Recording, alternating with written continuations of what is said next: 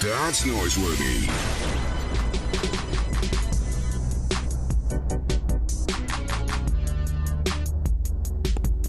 Welcome in on this Thursday, always a special Thursday. It is opening day, 63rd straight PGA tournament event in Memphis. The WGC FESJI is officially underway. Boy, I was thinking, Brooks Koepka, there are guys that you probably play with. They tell you they're 14 handicaps, 16 handicaps, then they're really 10 or 8.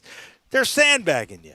I was starting to think DeChambeau was doing, or Brooks Koepka was doing a little bit of sandbagging yesterday when he was talking about his knee and he's got to have surgery and he's trying the stem cell treatments and, man, he's not the same guy that he was. And then he went and birdied 1, 2, 3, 4, his first 4 holes. He's never done that before to take a early lead. He's still at 4 under. But Bryson DeChambeau is the story at the moment, along with Brandon Todd and Kang, who I believe is a Korean player. They are all at 5 under. The story of Beefcakes is pretty amazing. He started on the back 9 on 16, the par 5, up the hill. His second shot was with a 7 iron to get there in 2. He had an eagle on that hole. On 18, you all know 18 so well. That is the dog leg to the left. Most guys nowadays hit 3 woods and they try to sort of skirt by the lake a little bit, and they've got an easy shot coming in, a 7 iron, 8 iron, sort of into the hole. Sometimes they leave it a little right because they know the water is there and they get in the bunker and they have to hit it out of the bunker. But they're such good bunker players, that really doesn't matter. Not Bryson DeChambeau. Beefcakes tries to take it over the trees, over the lake. And here he got a little lucky. He got it over the trees. He hit the water with such force, it skipped out. He had a 90-yard lob wedge into 18. Unbelievable stuff by this guy who's still out there with a share of the lead with Kang and with Todd.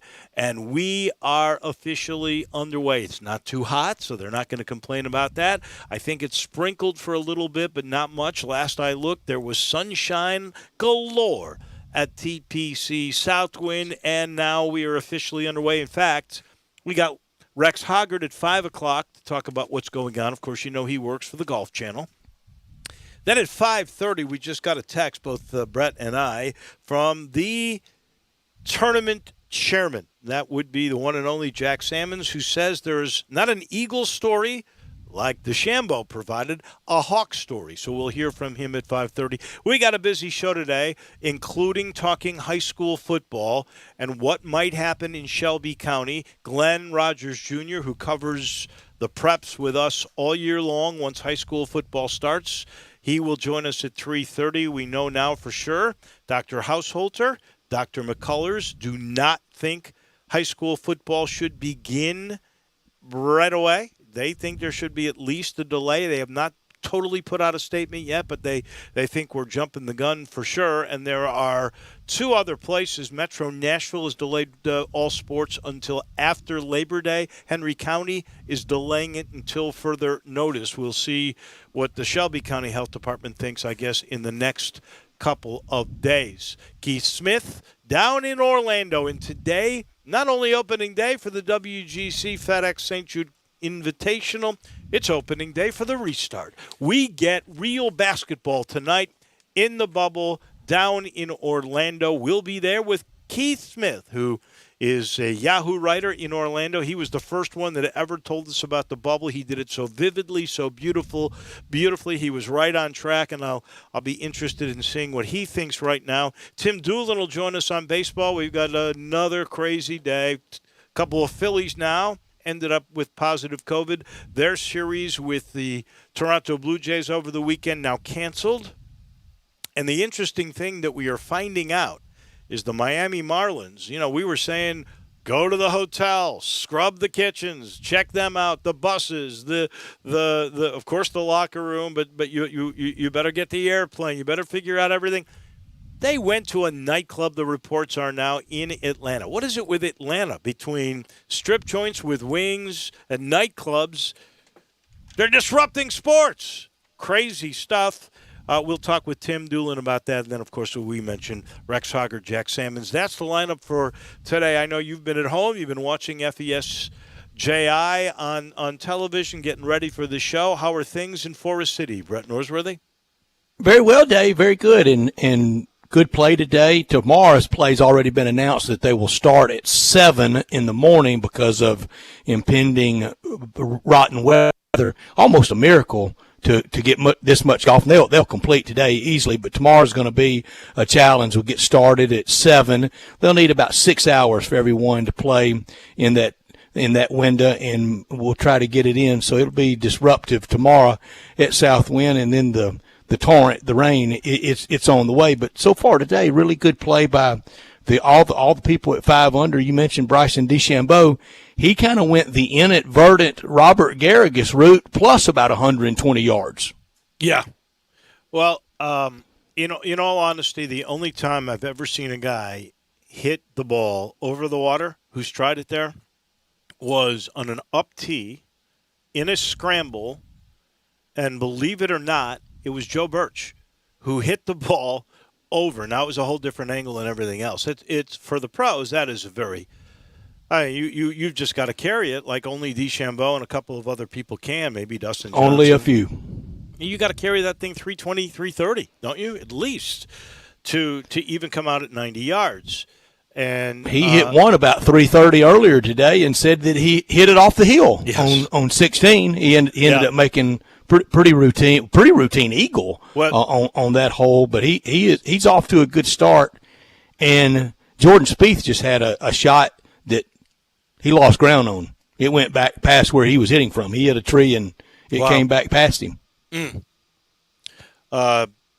It has been an interesting day for sure. They started off really hot. It's very soft, as everybody has said. And very, very gettable. You've got a bunch of guys who are under par. I'll give you exactly. We have 33 players under par at this very moment. If you look to see and include par in there, we have 50 players who are par or better out of the 78. So that means we have 28 guys that are over par, and that is it. Tommy Fleetwood is one of those. Daniel Berger, two-time FESJC champion. He is also over par by one stroke. Tony Finau, Brandt Snedeker, Graham McDowell. Rory McIlroy has played 11 holes. He has not had a birdie. He has had 2 bogeys. He is 11 over. What is wrong with Rory McIlroy? No one seems Doesn't look to like know. He's playing very happy golf. No. Patrick Reed is 2 over. Ian Poulter at one time was 4 over par. He's had a couple of birdies since then. He's played 8 holes. He is at 2 over. Patrick Cantlay, which is a guy we're waiting to really see come on, he's 3 over. But that leaderboard at the top, including Kang, and I don't know that much about Kang. I know DeChambeau. I know Brandon Todd, who 2 years ago was trying to Monday qualify. So he's come a long way. Chad Reeves at 4 under. Ricky Fowler. Wouldn't that be a nice champion to have for this tournament? Ricky Fowler is at 4 under. Koepka, who birdied those first 4. He actually slipped with a bogey to get to 3. He's at 4 with another birdie, and he has now played only 8 holes. Matt Kuchar is at 3 under. Max Homa. Whose pick was Max Homa? Who said, watch for him? No one's. None of ours, but somebody said it might have been T.J. Reeves who was giving us a Max Homa sort of sleeper pick. I think it was. Danny Willett is at 3 under. Bubba Watson, Jordan Spieth, Ryan Palmer, all at 2 under. We are really Justin Thomas. My pick, 2 under. Phil Mickelson was at 3 under for a long time. He's at 1 under. He's played 15 holes. Keegan Bradley is at that 1 under. Xander Schauffele is at 1 under par. John Rahm is at 1 under par. He was at one time, I think, 2 under par, and he's played 12 holes. Webb Simpson, many think will win this tournament. He is at 1 under. Dustin Johnson, halfway home. He's played 9 holes. He's 1 under. So is Matthew Wolff. Man, it's just so wild to read all these names. I was thinking about this on the way home last night, and the way sometimes how you hear things. And years past, we would say we got 4 to 5 of the top 50 in this field, right? We'd say 4 to 5. Now we say be pretty happy with that. Now we say 45. Yeah, it's the best, and it's been a lot hotter at the golf tournament through the years than it is today. And forecast for the rest of the weekend is even milder into Saturday and Sunday, and it's been a lot wetter. And we're going to get some of that tomorrow. Hope they can get it all in. But you're right. What a kind of a real sports day with on a 3-pronged front here locally with our golf tournament that we love so much. Baseball plowing on, most all of baseball plowing on, college football plans being made, and tonight, bubble basketball, it starts. The Grizzlies play tomorrow. We're going to go game by game and do our picks tomorrow, but we got to do the first pick today because that will start before we really get rolling tomorrow. Tomorrow night against Portland. What say you, Dave? Well, do we Portland's favored. Do we know the status of Damian Lillard for sure? They're favored. That's all I know. You know they're favored? I don't know the particulars. I think the Grizzlies are going to come out and take care of business early in this thing. I really like that. them. Will go a long way.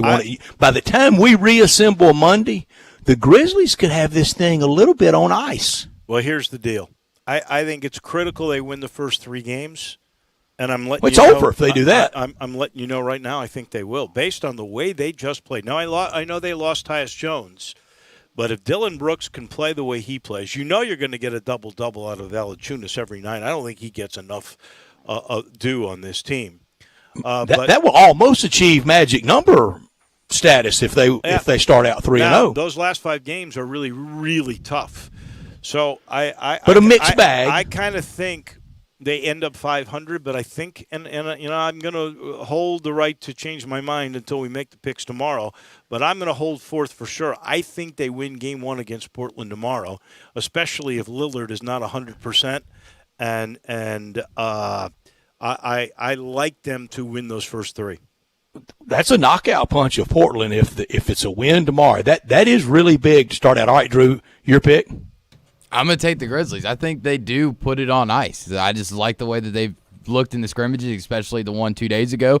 So I'm going to say by the time we're back here on Monday, they're going to be knocking on the door 3-0. I hope you're right and I hope I'm wrong. I'm going to say a loss tomorrow. So both of y'all have W's tomorrow. I have an L as the bubble gets going, and I'm looking forward to 5:30 and the basketball being here in Sports Center and a night of sports that will seem kind of okay. When we talk about what we think might happen in the bubble for the Grizzlies,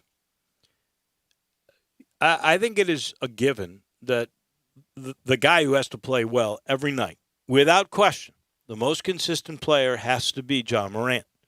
And when he has 12 assists and 1 turnover, your odds are pretty good like he did the other day. So he's got to play well. I think it's a given Valanciunas plays well. I mean, I can't remember at scrimmage or even a game last year where the guy never showed up. And now there were times that Taylor Jenkins didn't totally believe in him in defense toward the end of games, so he wasn't around for that. But this guy, but he brings it. He brings it. Ja's got to bring it. I think the 3 guys that are critical here that have to play well on a regular basis now. One is Jaren Jackson, and unfortunately, Jaren is still a guy that gets into foul trouble or doesn't have it for a particular night. He doesn't stink up the gym, but he's not as consistently good as you would like. He needs to be at these first 3 games. Your stars have to perform. After that, who's fourth? Who's fourth? Kyle Anderson has to. Kyle Anderson now ahead of Dylan Brooks. Winslow's place. Because you are counting on him to shoot outside. Well, you know what? You could say that's 3A and 3B or 4A and 4B. because they're both equally I important. think it'd just be 4 and 4B. Dylan Brooks had 23 points, and they won a game. You know, I mean, he hadn't played well in the 2 scrimmages by shooting, and they lost. So I think Dylan Brooks has to play, but Anderson is a guy who can defend, who all of a sudden in these first 3 scrimmages has hit at a percentage from outside, taking threes at a larger volume than we are accustomed to and hitting them at a very proficient rate. If he can do that, it goes a long, long way. Those 5 guys are Makes critical. it easier. Yeah. Who's next? Who would be your next guy? Well, Brandon Clark's got to play. I agree. And that's your stars. If your stars come through by Monday, this can be really kind of wrapped up, or certainly in a good, easy groove. It also could be by Monday. Well, here's what I'm hoping: the loss of Tyus Jones. I'm a big D'Anthony Melton kind of a guy. I like him. Things happen on the floor. The one thing I don't like about him when he first I do too, but up, on role players, Dave, when you ask them to expand that role and you really depend on them, I go to baseball, and all those years that Jose Oquendo was the secret weapon when you really weren't counting on him. When you counted on him, he didn't do a lot. Well, my only problem with him is he's too careless with the ball, especially when he first came up and was starting to make things happen, but he defends like crazy. And, I like the way he plays. He's got moxie. So I think he's important now that Tyus Jones is out of the mix. So, if you look at it, Brandon Clark and Tyus Jones with the 5 that we mentioned, now there's 7 deep, and I don't know how much deeper Tyus, you've lost Jones and Winslow. That would have been 9 deep right there. I don't know if you're going to go. You could bring, Jang could play, probably will play. And he'll come in for Valanciunas. So there's probably what you're talking about. But I think it's a given that you're going to get out of Valanciunas and John Morant, and you have to for them to be successful. Those other 3 guys have to come through, and I think they're going to. This hour brought to you every day by Lexus of Memphis at 2600 Ridgeway and online at lexusofmemphis.com. Call them at 901-362-8833. Lexus of Memphis offering the golden opportunity late July into August sales event. Great offers on all 2020 models and always on special lease options. Drive in luxury and confidence knowing that every new Lexus comes with complimentary first and second maintenance services. Stop by today at 2600 Ridgeway and put yourself in the driver's seat of an all-new 2020 flagship LS500, and you'll be looking and driving great from the one and only Lexus dealership in Memphis. Lexus of Memphis, online at lexusofmemphis.com, 901-362-8833. Experience amazing at Lexus of Memphis. Top story of the day. Well, this is another eye-popping day for Shelby County and COVID. 326 new cases, 5 additional deaths. And here's the thing that sort of shook me. There were only 610 tests that were taken yesterday to today, just 610, which is some of the lowest numbers that we've seen, but the most positivity that we have seen maybe ever. 53.4% positivity out of those 610 tests. That's obviously that's about 307 or 308 of those people who took the test had positive results. 20,000 cases now in Shelby County, 273 fatalities. We've had 15,000 recoveries, meaning we have 5,200 active cases. Total tests now, 197,564. And even with the 53.4%, because it was only 600 tests, the rate of positivity only went up 0.2% to 10.3%. Remember, the goal is to get it under 10% total.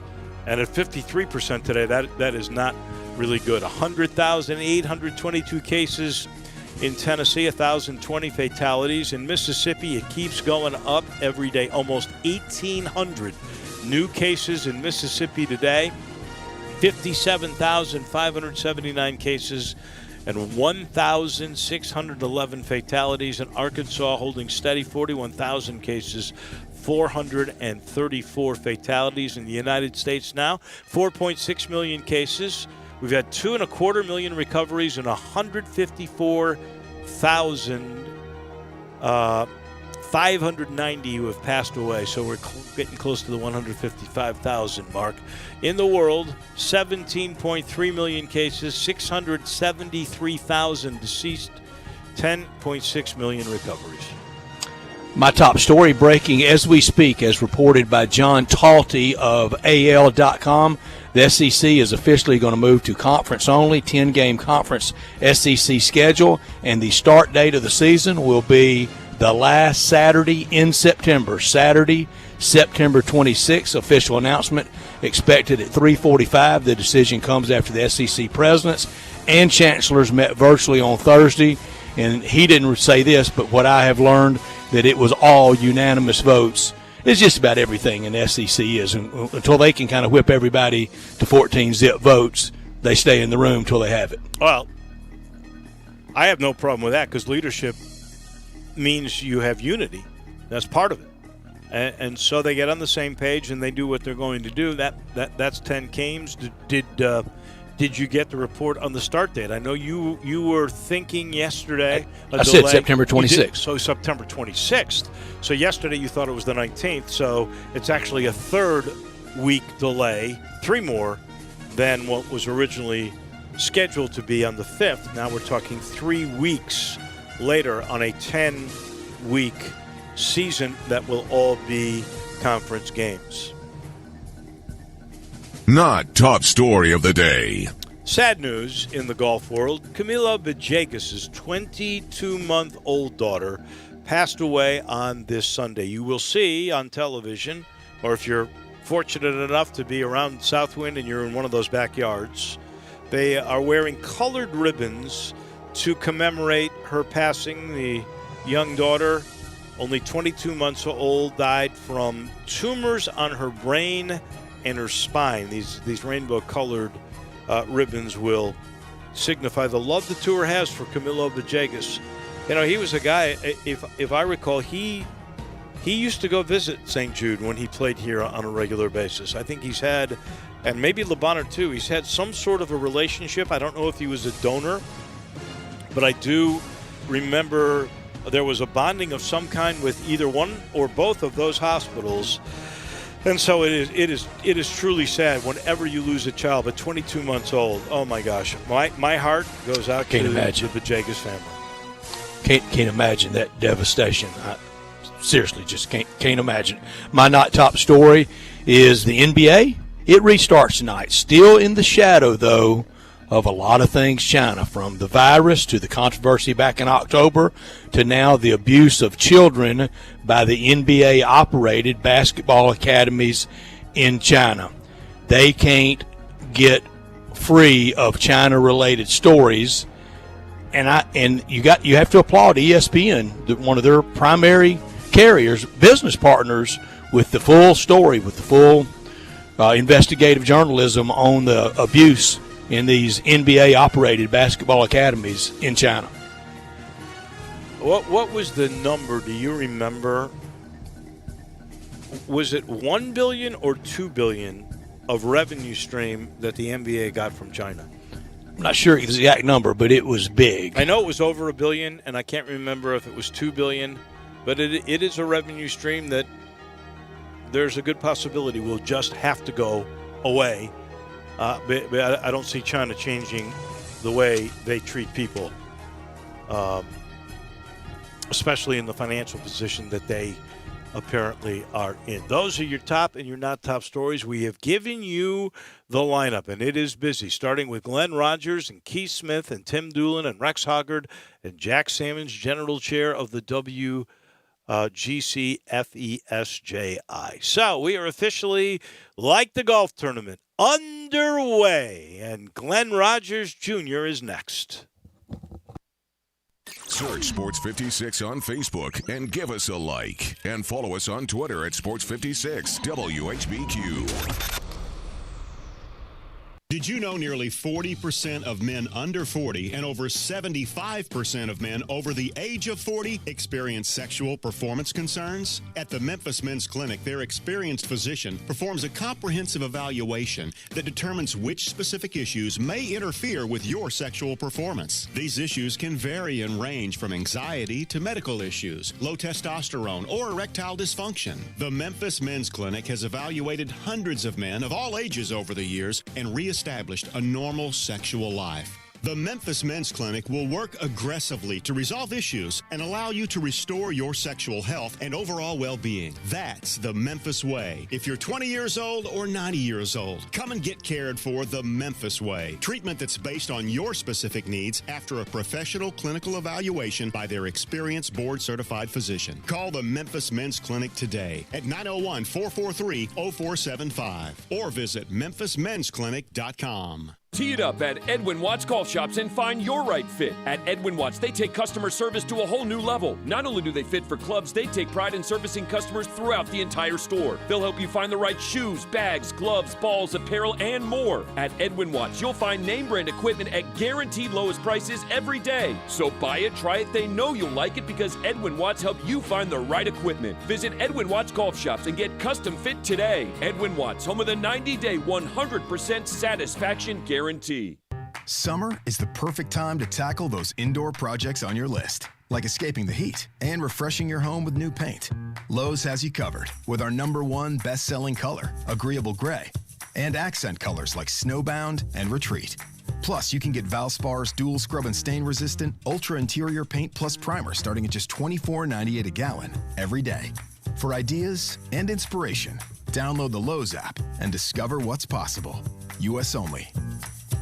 There's a new commissary in town in Collierville. Germantown Commissary is doubling. Yeah, they're still going to have the old Germantown Commissary by the tracks, but now there's a huge new Germantown Commissary in Collierville at Poplar and Houston Levee Road. It's huge, too. There's a drive-through. There's plenty of parking, no telephone pole to get in your way, a cool patio. It's right by the track, so the tradition continues. And this is a tradition that's been around forever. That commissary is famous for hickory-smoked, slow-cooked Memphis-style barbecue. They've got a private party room at the new one in Collierville. Self-catering still continues. Party packs for $5.95. Basically, the great ribs, the great pulled shoulder, the great deviled eggs. Everything is there in Collierville and Germantown now. So there is now a Germantown and Collierville style of barbecue. It's called Germantown Commissary. Now, back to Sports Time on Sports 56 with Wolo and Stack. This hour of Sports Time is brought to you by Lexus of Memphis. Here once again are Dave Wolochin and Brett Norsworthy.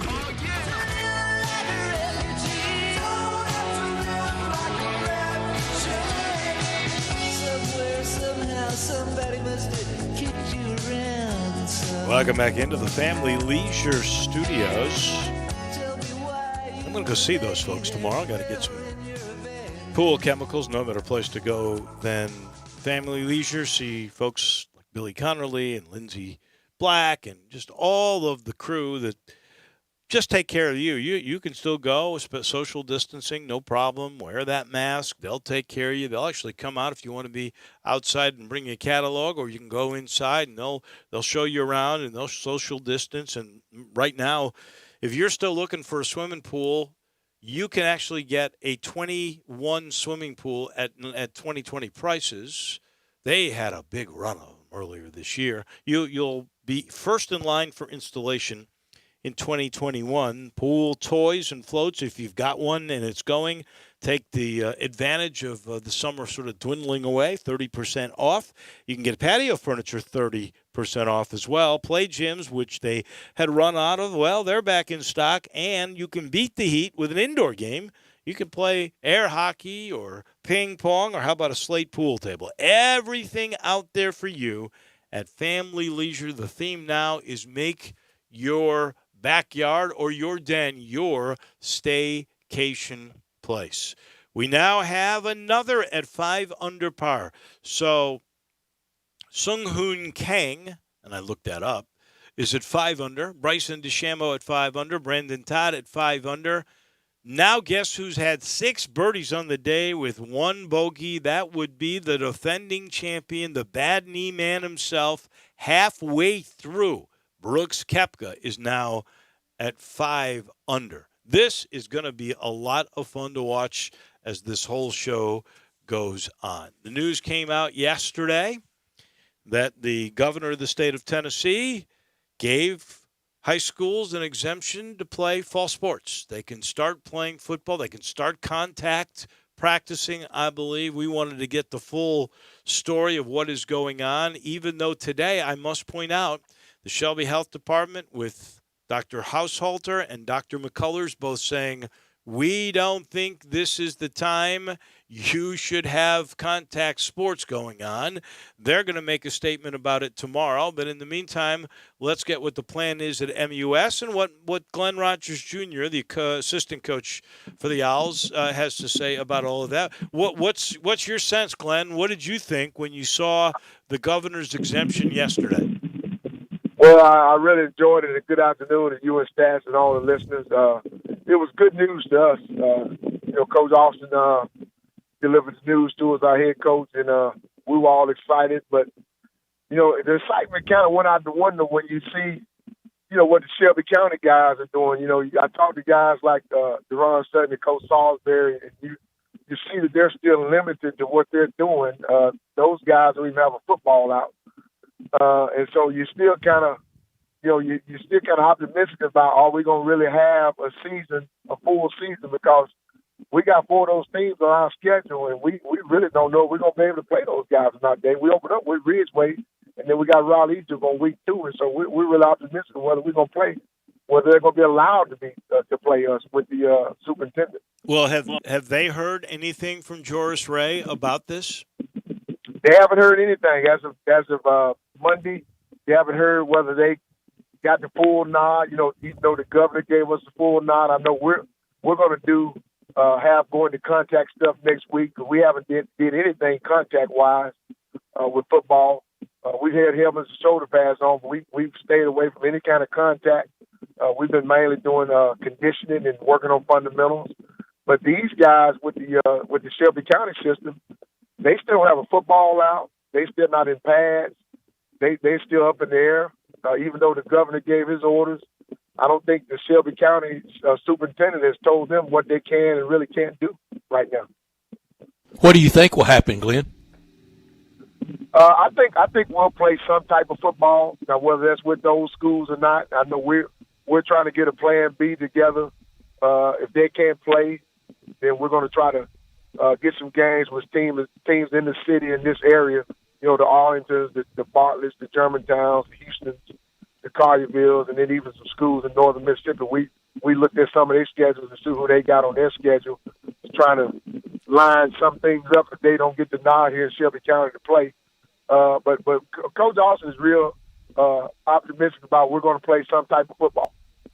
The schools in Metro Nashville, and I don't know if that means the private schools as well. That could be just the public schools in Nashville. They've delayed sports until after Labor Day. What's the date you were first supposed to play against Ridgeway? Our Ridgeway date was the 17th of August. That was our Ridgeway date, the 17th, and then we had another game, I believe the 24th. That was our Ridgeway. No, I'm sorry, maybe Ridgeway was the 24th. The other game was on the 20. I think the 2nd or 3rd of September. But those were our dates with the first game with Ridgeway and then Raleigh Egypt, and so if we don't have those games, Dave, that we're going to try to come up with a plan B. Now, Coach Austin's not really sure whether we're going to be able to do that or not. We haven't got the approval on it, but we do. Coaching-wise, we got to have a plan in place in case we do get the nod from the powers that be our board of directors that we can go ahead and do that. But I think we're very optimistic about playing. I know Coach Austin and I talked today about what Nashville is doing. after the Labor Day, and I know he's talked to some head coaches up there about that. That they even thinking about implementing that plan and their plan in place in their programs. Some of the private schools up there in Nashville, because I think it's a good plan. And if that's the case with us, if we go to that model here in Shelby County, then our first game will be with CBHS, our big rival. So that would be the September the 4th, Friday, yes, September the 4th? If we go by the Nashville model, let's say that Nashville model, we kind of adopt that model down here, and I'm talking about public or private, then our first game will be Christiansburg. That means we'll lose the first two games, which, I hate to do that because, you got schools like Ridgeway and Raleigh Egypt. That's a game that those kids deserve. I know Coach Austin, the contract, and Coach Sutton, those guys really, the contract has been nice, and I'm sure that money helps Coach Sutton's football program and also Raleigh Egypt's program. And so, you would hate to lose games like that because those games help those schools as far as their budget and planning even for the next year. Glenn, other than the safeguards and the protection and being extra careful, do your are the youngsters any different than any other late July heading into August practice? Yeah, we've been doing a lot of safeguards, but I tell you, Stats and Dave, these kids, outside of the practice facility, when they get outside of you and your authority and your leadership, these guys, kids, if you see them throughout the day or the rest of the day, a lot of young men and young women are not wearing masks. Some of them are, but some of them aren't. You go to some of these baseball games, and, I go to some of these Little League baseball games. You see these kids that are not playing. They're out playing at these parks around some of these baseball stadiums. And none of the kids have masks. They just run around like normal. So I think, to me, that's a problem. And we've been talking to our guys about staying away from the pool parties, staying away from the lake house, and going on, these exotic vacations, because you don't know what you're bringing back to the team or just to guys, even to the coaching staff. Couple of things, Glenn. Clarify for me what MUS's authorities would do if the Shelby Health Department comes out hard and says, we don't think there should be contact sports at least until September, third week of September, and then we can readjust then. And the other aspect that I wonder, because you are part of a more affluent program, what are the plans for the MUS Owls, or the Christian Brothers for that matter too? And I don't mean to just sort of exclude everybody else but you, but what are plans for testing? Because let's be honest, I know there are some colleges that are leery of playing because they can't test because they can't afford it. What is the high schools going to do? Well, I know with our boys, we're making sure our boys, if we have school, our boys have to be tested. They have to show proof that they've been tested, just for the sake of protecting everybody in the building. Because we have a hybrid schedule as far as if school starts back, we're going to have a hybrid schedule where some guys are coming at a certain part of the day, and then we're going to have a break, and then the other guys are coming at another part of the day, and then we have the kids that wants to stay at home and do online learning. We got a plan for those guys too. But our guys have to be tested. They got to show proof that they have been tested. I know we're going to check temperatures every day, but if you're talking about playing a game, with schools that you don't know if they've been tested, now that is going to be a problem. I'm sure that our board member and our head of school, Pete Sanders, is going to be concerned about that. And if the health department takes a hard stand, I'm sure our powers that be, our board members and our head of school, Pete Sanders, along with Coach Austin and our principal, Barry Ray, we'll take a long look at what the health department is saying and then make a decision from there. Glenn, can football be played safely? Can football be played with the virus? I think so. We've been at it for 3 weeks now. Then 3 weeks before the dead period, we've only had 2 incidents that kids maybe possibly tested positive or was around somebody that possibly was positive. So we've only had 2 incidents that's to our knowledge. So we've done a good job of checking temperatures, asking questions every day. Our seniors have done a good job, and even the guys just on the team have done a very good job of communicating with Coach Austin on what they've been doing, if they've been around somebody. we've done a good job of keeping those guys away if they thought they was around anybody that may be positive. And so we've done a good job of that. And I think, it's to me, it's according to where you are and how serious are you taking this thing. Sometimes the parents got to be on board. And I think with all these programs, it's going to take everybody on board as far as the administration, the staff, and the parents and the children to make this thing work. Because I think it can work if everybody's on board with it. What happened to the two young men that were positive or were around people? We made sure that they stayed at home. They've been at home. They've been quarantined, and even players that's been around have been quarantined.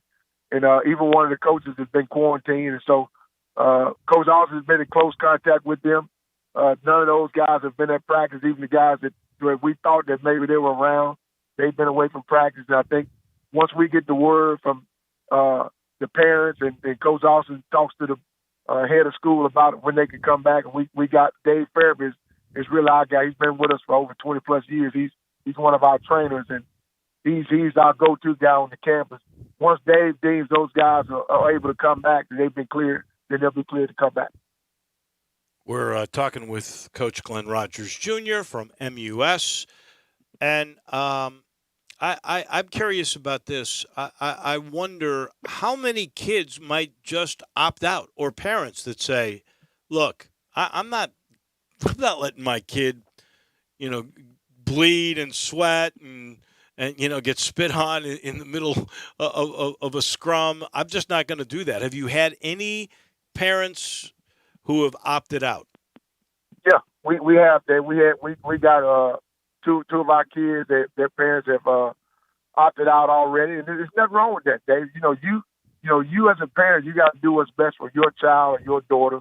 I got a daughter that's a track runner over at St. Agnes, and her mom and I, we're going to have to do what's best for our child once we have to make a decision. But, we as coaches at MUS, and I'm sure coaches around the city and around the country, if a parent chooses to take his son or daughter out of sports, to me, that's a decision totally on the parents, and that shouldn't be frowned upon, because you got to do what's best for your family, and nobody knows the family dynamics better than the people that are in the house. We don't know if somebody may be have illnesses, pre-existing illnesses that they're dealing with, or conditions that they're dealing with, that the kids got to be around. So you got to do what's best for your household.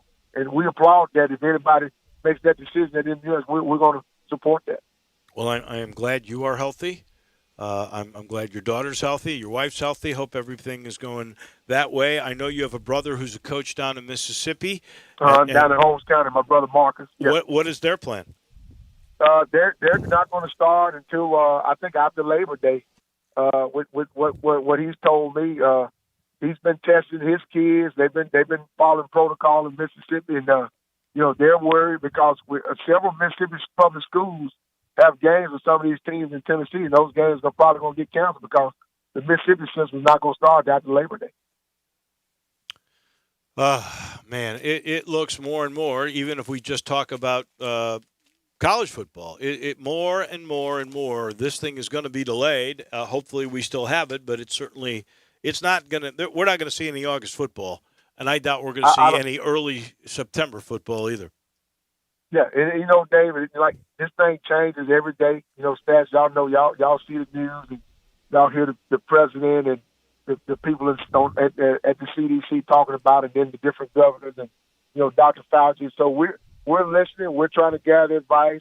We got a lot of prominent parents that's in high places that doctors and attorneys that are talking to us and giving us information. So we're doing our due diligence of listening and taking all the advice and taking all the information in, and Coach Austin, I know, and Pete Sanders, our head of school, is going to make the best decision for our guys and our staff at our school. One last thing that I'm a little confused on. Have you guys had contact already? Have you put on pads? Yeah, we put on pads, but we have not had any contact. Okay, put on pads, no contact. contact. We've got the help of the shoulder pads on the last 3-4 days, but we haven't had any contact. There's been no contact with each other. We've still just been doing mainly conditioning and fundamentals. That's it.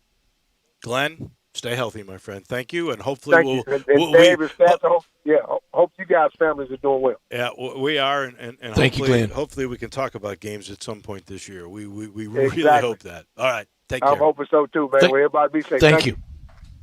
You got it. Glenn Rogers Jr. I know we got some more information coming your way on the SEC as all this stuff is breaking. There is, I'm not sure anybody more, even though he won't admit it, more connected and knowledgeable than our own Brett Norsworthy. He'll fill us in just a minute. Spend your lunch with Greg Gaston and Eli Savoy on Sports 56 middays, delivered by FedEx. Weekdays from 10 to 1 on Sports 56, 96.1, and 87.7. Texting enrolls you into reoccurring automated text messages. Message and data rates may apply. Come on, one more rep. You got this. 10. There it is. Nice work, man. You're a beast. Thanks, man. I feel better than I have in years. And I got to tell you, taking Nugenix makes a huge difference for me. Nugenix? That's the testosterone booster with TV ads with Frank Thomas. The big hurt, right? Oh, yeah. The patented key ingredient is testofen, which helps boost free testosterone levels and increase lean muscle mass. Well, it's clearly working for you. Hey, are they still giving out complimentary bottles for people to try for themselves? Yeah, Nugenix is a great way to increase lean muscle and feel stronger with more energy and endurance. Man, I need to get a complimentary bottle of Nugenix. No problem. You just got to send them a text. Text BICEP to 42424 right now for your complimentary bottle of Nugenix, the #1 selling free testosterone booster at GNC. Plus, text now and we'll include a bottle of new Nugenix Thermo, our most powerful fat incinerator ever, to help get you back into shape fast, absolutely free. Text BICEP to 42424. That's BICEP to 42424. Hi, I'm Greg Gaston for Window Genie. Window Genie is a trusted name in window cleaning, but they do so much more. They can take care of your home or business. They clean interior and exterior windows with a streak-free guarantee. They clean gutters, do pressure washing and house washing. They can also clean and seal concrete, brick, and natural stone. Locally owned and operated, insured and bonded. Get your free estimate today and ask for the Sports 56 discount. Call 901-424-4100 and leave the dirty work to Window Genie. At Southern Airways, we fly to make your day. For the last 7 years, Southern Airways has made your weekend trips to Destin quick and easy. Avoid the big airport hassles and long boarding lines using Southern's private terminal at Memphis International. Flights to the Emerald Coast operate every Friday and Sunday. Southern also offers daily service to Dallas, Branson-Harrison, and El Dorado. At Southern Airways, we fly to make your day.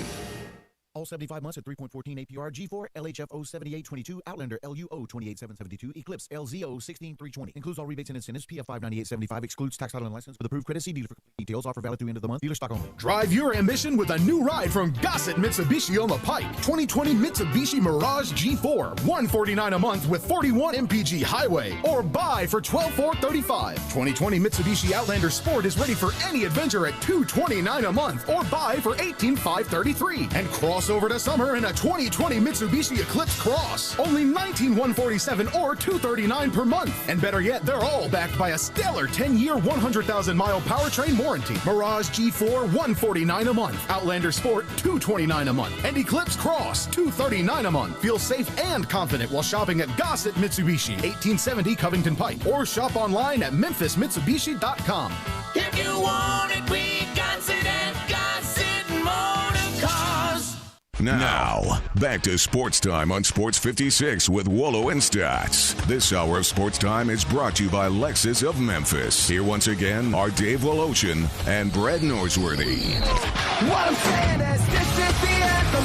We got news coming at us in all kinds of different directions. This breaking now from President M. David Rudd at the University of Memphis. They will begin fall semester with remote classes. The U of M to begin fall remotely.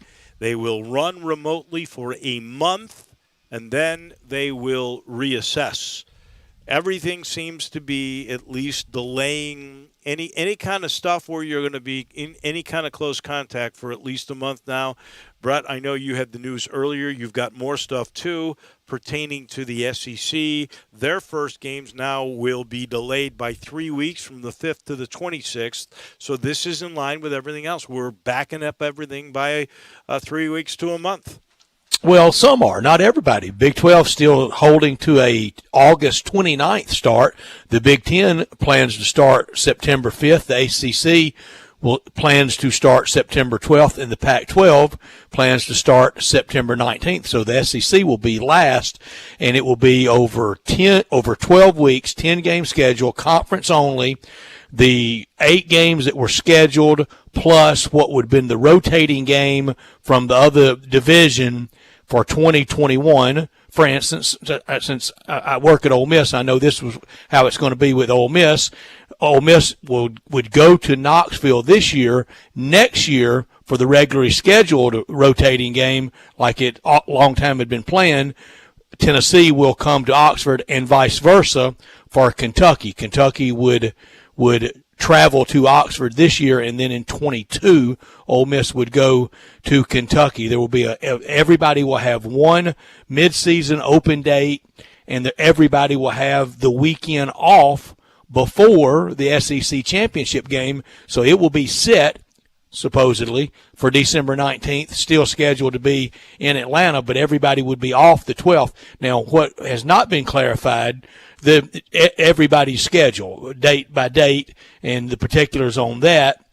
I don't think last year's schedule will really have any bearing on anything. I think it'll be totally reshuffled, but if it was planned to be home, I think it remains at home. If it's road, it will remain on the road, and you'll have the 2 new ones. Also, this, Dave, I'm waiting to see for someone to clarify, and I haven't seen it yet, and I didn't see it in the commissioner's official release, and in texting with people, they haven't found it out either, if the championship game would be divisions, or this year would it kind of just be the top 2 teams, and you could very well have a Florida-Tennessee SEC championship game, 2 from the traditional East, or you could have Alabama and LSU in the SEC, if they do it that way. Hadn't been explained yet. Yeah, I think in the ACC model, it was the 2, because they're worried about canceled games, the highest percentage of winning.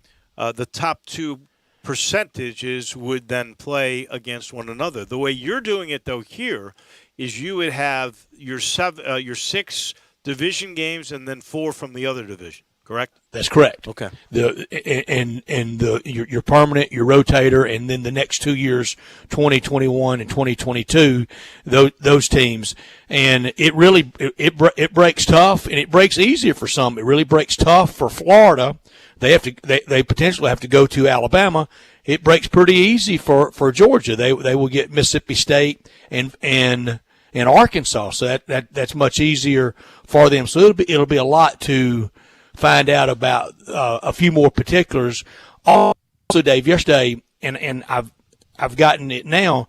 We talked about the ACC teams that if they want to play that one non-conference game. It has now been clarified that it has to be at the home stadium of the ACC, but it doesn't necessarily have to be in state. It doesn't have to be, North Carolina playing Charlotte or Appalachian State.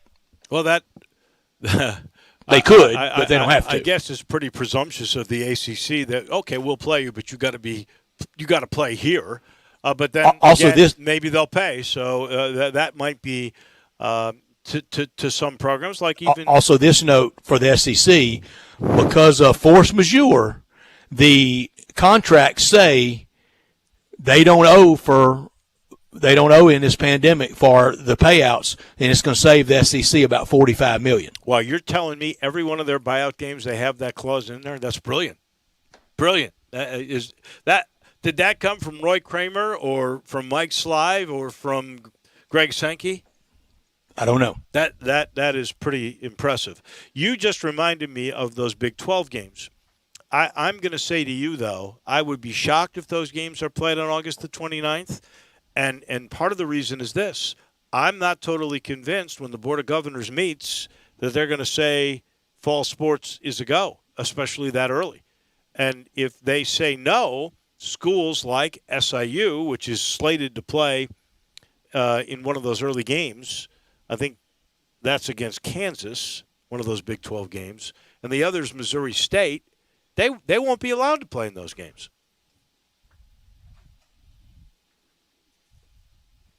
So basically, the plan is there, and you got to have a plan. I don't disagree with that, but I'll be highly skeptical of those August 29th games really coming off.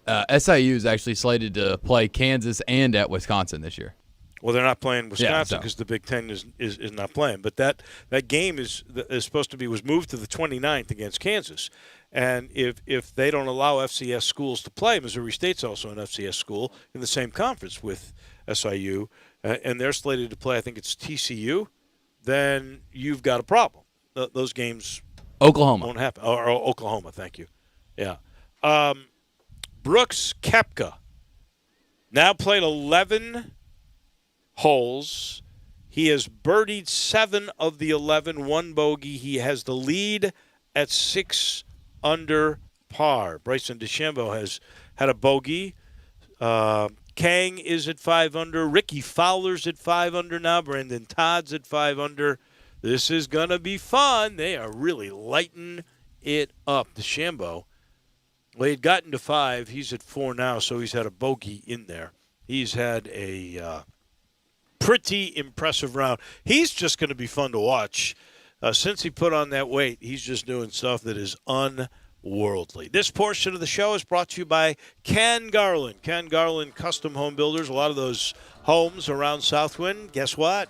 Ken Garland or his dad built those buildings, built those homes, those palaces, and they are really, really special. So if you're looking for the dream home, maybe you're looking for a renovation, he'll take your old home and he remodels it. He brings in all the modern amenities. You don't have to move. You love your lot. You love your location. It feels like that old comfortable shoe. You don't want to go, but you want the new stuff. He puts it in there. Renovation with innovation. That's a specialty of Ken Garland Custom Home Builders. Maybe you're looking for something already there, a new development. Maybe it's gated. How about this gated community by Boyle that Ken is associated with?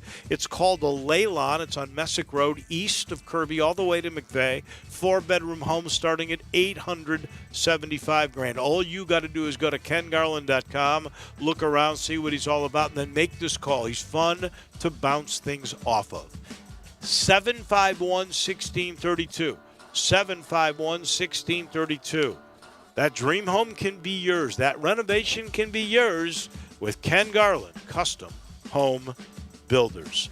Back in a minute with hour number 2. This is Sports Time on Sports 56.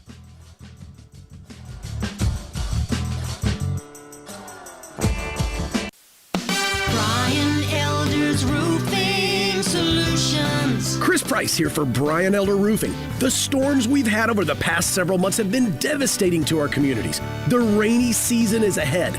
You may have not even noticed the dripping in your attic, water stains throughout your home, or even worse, mold and mildew. Please call Brian Elder Roofing and we will send out our project managers to assess any damage. We will not try to sell you a roof if all you need is a repair. We will measure your roof from outer space. 0% for 60 months, even no payments till 2022 are available with approved credit.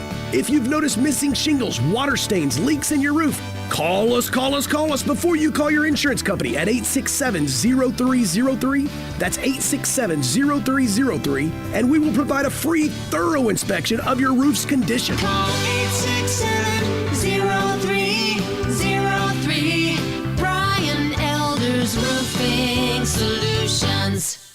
Tee it up at Edwin Watts Golf Shops and find your right fit. At Edwin Watts, they take customer service to a whole new level. Not only do they fit for clubs, they take pride in servicing customers throughout the entire store. They'll help you find the right shoes, bags, gloves, balls, apparel, and more. At Edwin Watts, you'll find name brand equipment at guaranteed lowest prices every day. So buy it, try it, they know you'll like it because Edwin Watts help you find the right equipment. Visit Edwin Watts Golf Shops and get custom fit today. Edwin Watts, home of the 90-day 100% satisfaction guarantee.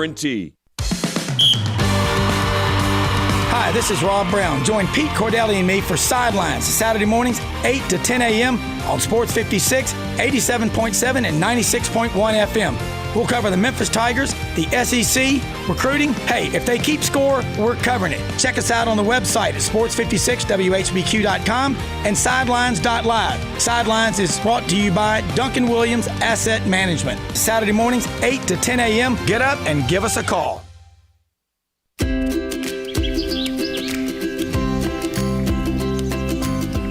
Summertime and the living is easy. No more cutting or paying utilities. Literally, you guys, Town Village Audubon Park, nestled in the heart of East Memphis, located corner of Park and Cherry, is a beautiful residential neighborhood. Looking for a great place to retire, but you still have a very active lifestyle? Then visit Town Village. Only requirements that you're 55 plus. Prices per month starting at $24.50. The Gourmet Chef welcomes you to visit our restaurant and bistro. Package includes 3 complimentary meals per day, maid service, free local transportation, monthly coffee club, theme dinner parties, lots of fun. Visit us and call Daniel or Bo at Town Village Audubon Park at 901-374-7342. There's no place like home. Town Village Audubon Park. We are Sports 56 WHBQ Memphis, WIVG-FM Tunica Memphis, and WPG-FLP Memphis, Flynn Broadcasting Stations.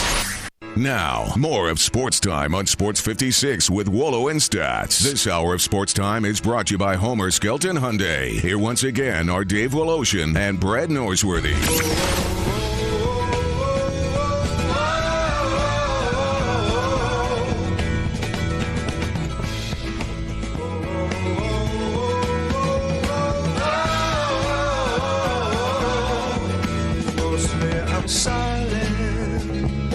Welcome in hour number 2. We got a shootout going at TPC Southwind at the WGC FESJI. We got 3 at the top. These are pretty good names. How about Ricky Fowler?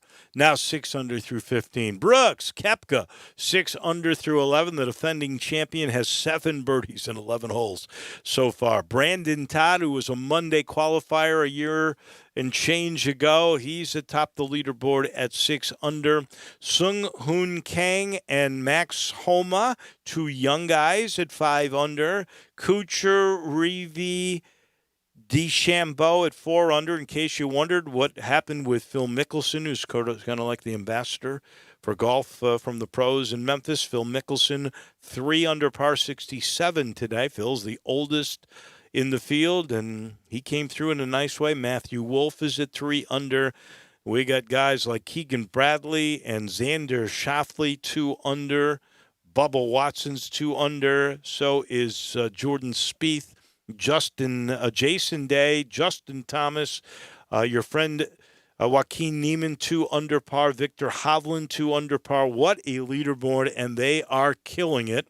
If we look to see those who are even par or better, 50 players, even par or better, they are scorching TPC Southwind today. We'll keep our eyes on that the rest of the way. In the meantime, it is opening night for the reset. The real games down in the bubble in Orlando. Keith Smith from Yahoo Sports joins us now from in Orlando, and I'm kind of excited just to sort of watch it on television.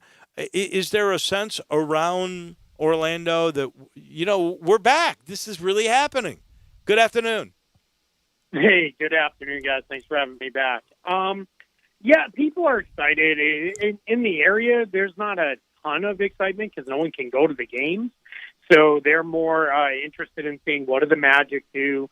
And then in Orlando, not a ton of people grew up here. It's very much a transient town where folks move to. So it's one of those things where I think you're going to be looking at a lot of people more interested in what are their teams going to do as this gets restarted. But in general, there is excitement. It's just not to the level of a regular opening night because no one can go to the game.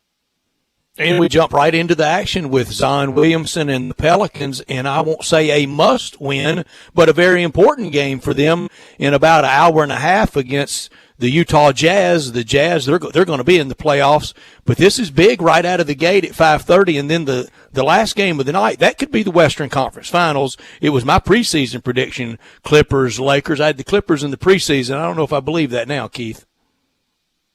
I still would believe in that. They're still my pick. I think that they are the deepest team in the NBA. I think they've got some stuff they're going to have to work through with Lou Williams for a couple of the seeding games. Montrezl Harrell remains away from the team for the time being, and then Patrick Beverley's not quite ready to get back yet. So we'll see, ultimately what they do. But the Clippers all season long, they've been playing for something bigger. So we'll see, what it looks like, how much they put stock in these 8 seeding games. I think they're more worried about being healthy and ready to go come playoff time. But I still believe in them. They're my pick to represent the Western Conference in the NBA Finals, just by a very slightest of margins over the Lakers. John Morant, I was a little surprised to see this today, but he was on ESPN's The Jump, and he basically thought it was unfair that the Grizzlies' 3.5-game edge that they'd built between themselves and the closest playoff contenders in the West could prove irrelevant, that they got a bad deal. He says we can't control that, but, now we have to control what we can. However, he did bring up, and I don't know if that's the whole sense of the team, that this was unfair, that the NBA went about it this way. Your sense of it, and from a national perspective. Yeah, I don't think it's unfair at all. I think the Pelicans, especially as you look at them, and then to a lesser degree the Trailblazers, they had extremely easy schedules the remainder of the way. The Pelicans had a couple games against the Cavaliers.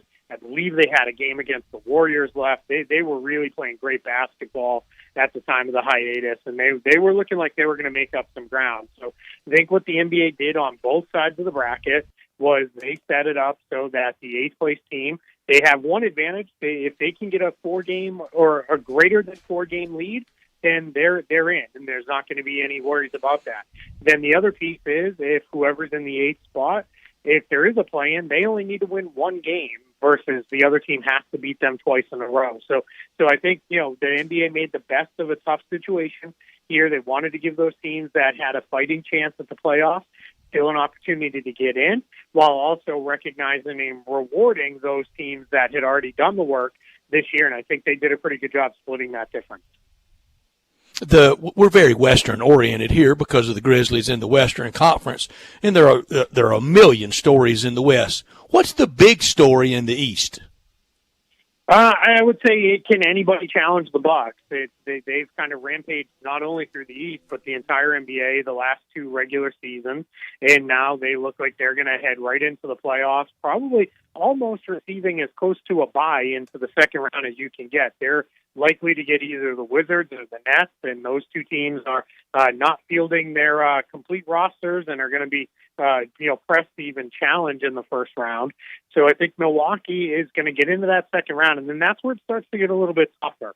The teams like Toronto and Boston, who are likely to be on the other half of the Eastern bracket, they're going to probably take each other out there. One of them is. And then the Bucks are going to get someone out of the Miami Heat, Philadelphia 76ers, maybe Indiana Pacers. That remains to be seen if they can get themselves into that 4 or 5. And that's going to be the challenge. Can Milwaukee hold those teams off? Miami's played them tough this year. Boston has played them kind of tough, all things considered. And then the Raptors are going to be a tough out just because they're a champion that's trying to defend it.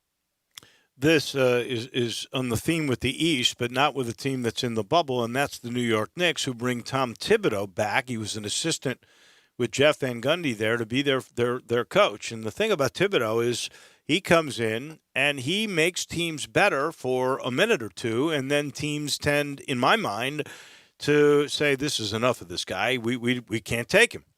What's the reaction in the bubble down there in Orlando, where all the folks are, of the Knicks taking on Thibodeau, giving him one more chance? Because he's had a couple now. Yeah, I think it's exactly what you said. Everyone believes, Tom Thibodeau is a good coach.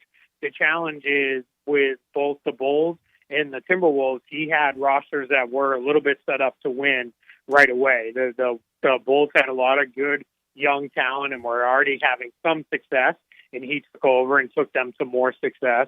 And then the Wolves, he got them into the playoffs after, I believe it was 13 years without going to the postseason. He got them back in for a year before it all kind of flamed out there. The trouble has always been is his style wears on players.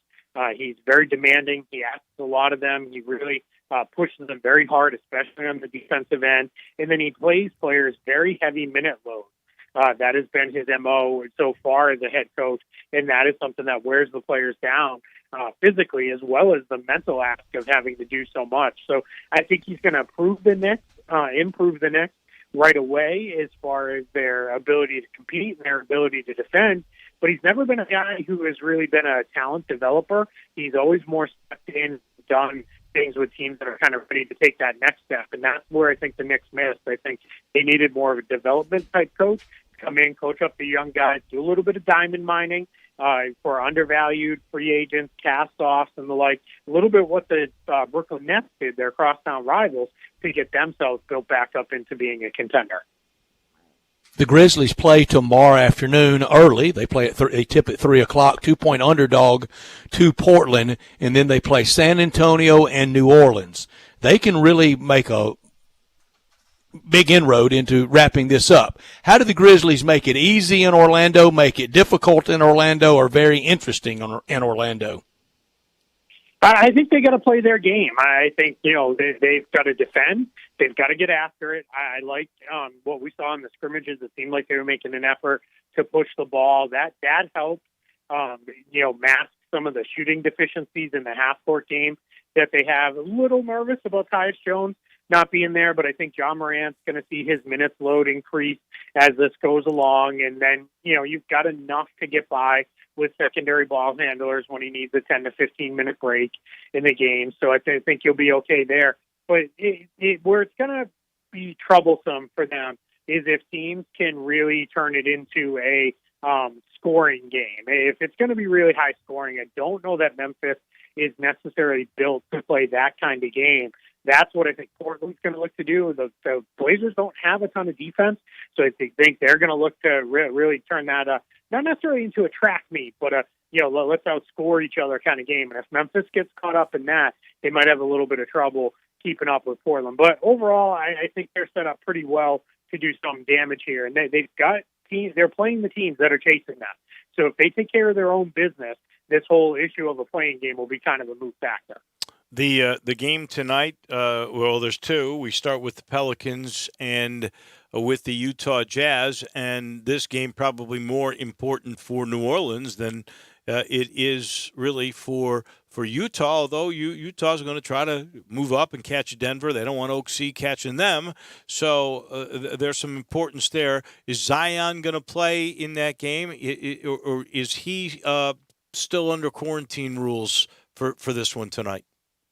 No, he's out of quarantine. He did what he had to do while he was away and then passed his 4-day quarantine, so he's back at practice with the Pelicans. He is going to go through pregame warm-up tonight, and then they're going to make a decision. The assumption that everybody is working under is that he's going to play, but he'll be under a pretty significant minutes limit, and they're not going to push him too hard in this first game back. So I think it's probably going to look very similar to like what we saw when he came back initially and made his debut in this rookie season, where he was limited to about 20 minutes a night for the first handful of games. And that's what they're going to ask him to do. Go out there, go really hard, have a big impact in limited minutes, and then they'll build on it from there. Keith, what level of basketball do you expect for a bubble ball? The exhibition games, the warm-up games, the practice games look like pretty good basketball. Heck, these teams have been with each other more than they about would have been in any preseason camp. Yeah, they have been. It's basically training camp, but without any games and travel and those things bouncing them around. So a lot of the coaches have talked about that they've got in some really good work. And what they're talking about, too, is they're not having to spend a lot of time installing the offensive stats and installing the defensive playbook and those kind of things. They've been able to just kind of focus on fundamentals and getting guys ready. And the normal type of training camp is a little bit spent on conditioning and a little bit spent on, hey, this is who we want to be as a basketball team. They did, talking to a handful of coaches, they've said, it took us a little bit, okay, now I remember where I go on this type of play and those kind of things. But the guys picked that up pretty quick. They've all been impressed as well with the players' conditioning. So I think the basketball is going to be pretty good. The scrimmage games were fairly, competitive. I think guys got their wind back fairly quickly. One thing to keep an eye on, a lot of players are talking about they love the gym setups to be shooters' gyms. It's tight. There's not a ton of open space behind and around the basket as far as depth goes. like you see in the normal arena, and they're dark backgrounds, and that's something shooters love. So I think the shooters are really excited. So you might see some guys shoot pretty well, and we might see a little bit higher scoring than what we're expecting, especially early, as I think so far defense is a little bit behind the offense to this point with their connectedness and communication. The nightcap is the Lakers and the Clippers. That's Kawhi and Paul one. George and LeBron and AD. Here's my question for you. What really do the Lakers and the Milwaukee Bucks on the other side in the East, what are they really playing for here? Just sort of get their legs under them, get a little bit of competition? The wins and the losses really won't mean anything. Yeah, no, I think it's for them is I think you might see both of them push a little hard in the first couple of games to make sure they get the number one seed wrapped up and locked up. And then they're going to play the last set of games, last 5-6 games, really out like they almost would in the last couple of weeks of the regular season. Just, play the guys just enough to keep the rust off them, keep them in rhythm, but they're not going to push overly hard because there's not a lot of reason to win. I know some of the Bucks players talk about, no, we're going to try to go 8-0. We want to have the best record and all those kind of things. That's great, and that's the mindset I want the players to have, but I trust that the coach's mindset is, hey, once we have a one seed wrapped up, I don't really care what our record is. It doesn't matter. At that point, it's all about being ready to go for the playoffs. So I think you're going to see them be very conservative, which is why when folks have looked at this whole strength of schedule and all those things, you can't put too much stock in it, just like you can at the end of a normal regular season, because you don't know, once those teams have it wrapped up, there's just not a whole lot to play for. Keith, one thing the Lakers might look to do tonight is they might want to send a signal to not give the Clippers any confidence for what we think is the inevitable Western Conference matchup. Yeah, they could. The challenge is I don't think the Clippers are going to care. I think their mindset is, okay, great. So what? You beat us by 20 tonight. What difference does it make? We beat you twice already in earlier this season. We're not at full strength. We're missing 3 key players in Lou Williams, Patrick Beverley, Montrezl Harrell. So great, you won big. It doesn't really matter. And I don't think Kawhi Leonard, Paul George, Doc Rivers, and that veteran Clippers group is one that's going to be rattled much by what happens here tonight. On the flip side, if the Clippers win, I think the Lakers might start to look at themselves and say, oh boy, do we have a problem here? They had trouble with the Clippers in the regular season up until the last game. And if they lose again to them tonight when they're really undermanned, I think that's when they might start to be a little bit worried about facing them again later in the postseason. How weird has it been where there's really, no noise except for the squeaks and I guess there's some crowd noise that you hear on broadcasts. I don't know if it's in the stadium, but there's no home court advantage. Will that come into play? And I'm not talking about just now. I'm talking about when we really have the playoffs. Will we have that kind of intensity without folks? Yeah, we're definitely going to have the intensity. The players, the coaches put it great on as far as the players. They don't really, the truly good players don't know any other way to play except to go hard. And they talk about how, this is why you get those stories when we're 2-3 weeks into training camp and we've only been playing each other.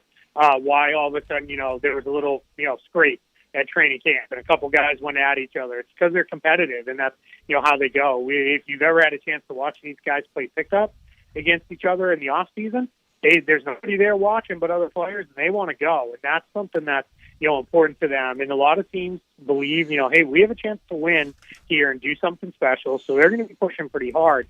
As far as, without the fans in the environment, there is a little bit of noise that they can hear. There's going to be more of that. The NBA is working through some of these virtual fan experiences where fans can make noise and try to impact the game and those kind of things. So we'll see ultimately how that plays out. But, for the most part, the players, they'll even tell you themselves, even in a fully crowded arena, a lot of them are so good at blocking everything out and just going about playing the game that I don't know how much that's going to worry.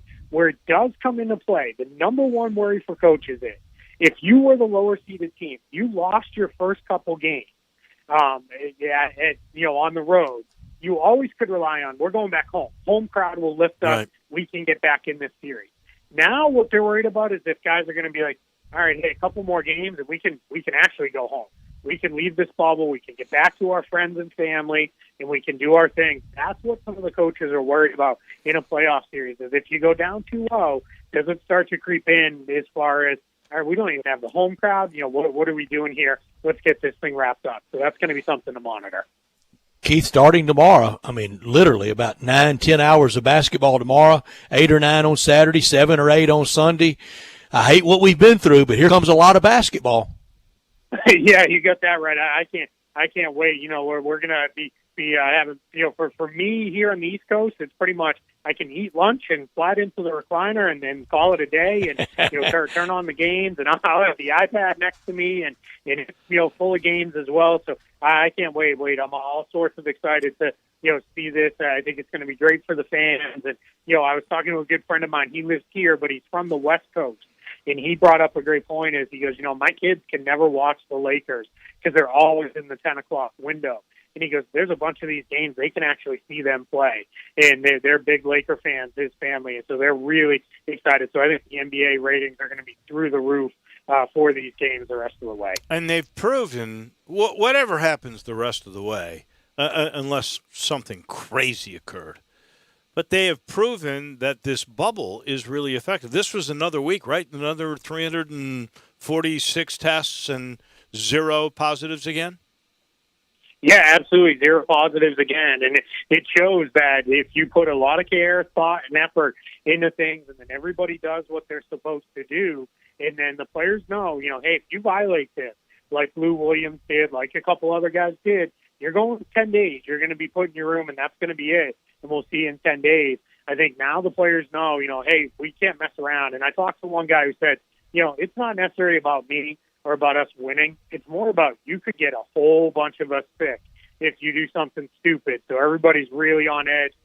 Just follow what they put together. It's pretty easy. Let's, get this thing done. Let's get this season complete. It's going to be fun, and it starts for real. Just we're all just so glad to have sports back, even as awkward as it feels and seems. Keith, and we appreciate you joining us. We hope we can catch up with you again next week and talk about maybe the Grizzlies having it on ice, maybe being in cruise and wrapping up the 8. Maybe it's certainly possible. If they take care of their own business, they're going to be in good shape. But I appreciate you guys having me. Y'all stay safe. You and yours. You too. Thank you so much. We enjoy our conversation. Thank you, Keith. Keith Smith, down in the bubble. There is no bubble around Southwind. These guys are attacking, and for the 8th time today, Brooks Koepka, 13 holes, has another birdie. He has now taken the lead. He's played 13 holes. He is 7 under par. Ricky Fowler, Brandon Todd, they're at 6 under. Kang Reevy Homa, 5 under. And really now some folks have fallen back. Mickelson is tied for 7th, and he's been long finished with his 67 today, so he's 3 under. Bubba Watson's in that group with Matt Kuchar, Jason Day, Matthew Wolff, Victor Hovland. What happened to Bryson DeChambeau? He's all the way down in the group got him at 2 under. Double bogey on 7. Why does that hole get him? It's the straightaway, what you see, what you get hole of all time. I'll tell you why it is, I think, harder than most people give it credit for. And I don't know what over the years the scoring average has been on that, but it got Koepka earlier today. It can present you with problems on your drive because the landing area is not the most generous. You've got bunkers that come into play. They make the rough really deep there, and then up a little bit, to the left you've got trees, and then to the right you've got trees too that can come into play on your second shot. So you really have to be down the middle in the short landing stuff. area. It is narrow. And everything is the drive on that hole. Your second shot, if you're in the Dave, middle, they are is not ripping hard. the course up. I mean, this could be 20, 25 under, especially with the gully washer coming tomorrow. And they're moving that thing up. What time are they expecting that gully washer tomorrow? it's intense from noon on. They're going to start at 7, and they'll need 6 hours to get everybody completed. So it still could be a little bit dicey because it's rare to see on the last day of July 80 and 90% chance of rain around here. You know, maybe the pop-up thunderstorm, right, but kind of a big front moving all day. It's going to rain on the last day of July. You can't count on that too often. Well, but you can out there where they originally docked Noah's Ark. Right. Well, the other thing is, Saturday they say is going to be a rainy day too. Very early, and then push out and be almost temperate, somewhat mild, high. Low 80s. So the afternoon is when it clears up, and then we're good, right? Then we're good. So get to Maury and a champion to get crowned, and it won't be as cumbersome for them because, Dave, look, and no slight to us. Nobody should take it that way. Everybody wants to blow doors Sunday night and get to the PGA Championship. No, I understand that. Is FedEx sending a plane there like they have in the past? I don't know. I haven't heard. Since it's WGC, maybe they think they pay enough with prize money they don't have to do that. I don't $10.5 million purse. Next week it's PGA's only $11 million. $10.5 million purse. What does the winner get? I forget. I didn't see the breakdown on it. I didn't either. We've got our friend Tim Doolin on baseball. Also, some other news coming on the SEC. We will give that to you momentarily. I'll let you know this. Title hour, the title sponsor for this hour of the program, that would be Homer Skelton Hyundai and Genesis of Olive Branch, where the new 2021 models have already started to arrive. You want to see new technology, see how they've changed, some subtle slight changes. In September, you're going to see a new SUV from Genesis. All this stuff, they're coming in, the new deal. Well, this isn't new. You get a limited lifetime powertrain warranty on every new vehicle. Even the certified pre-owned Hyundais, they get powertrain warranties up to 100,000 miles. But here's something you'll love. On the new vehicles, you get a 3-year, 36,000-mile maintenance package. That's on every new Hyundai and on every new Genesis luxury car. Auto Trader named Hyundai, by the way, is the best non-luxury certified pre-owned program. Go see Ray Melton. Look, they take care of you, too.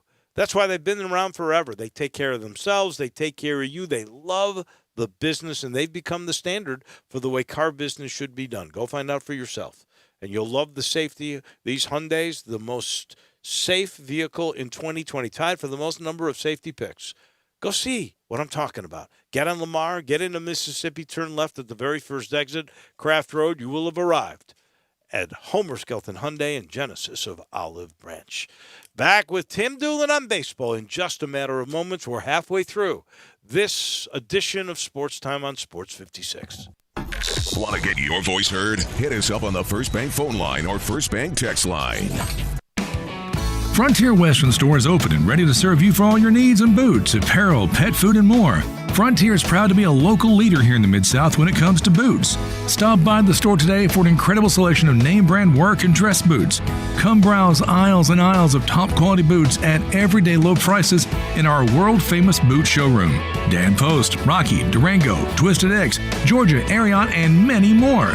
There are so many styles, colors, and fits available, you might need a hand picking out your favorites. Luckily, Frontier's knowledgeable sales staff will cheerfully assist you with any questions you have and ensure the proper fit of your new boots.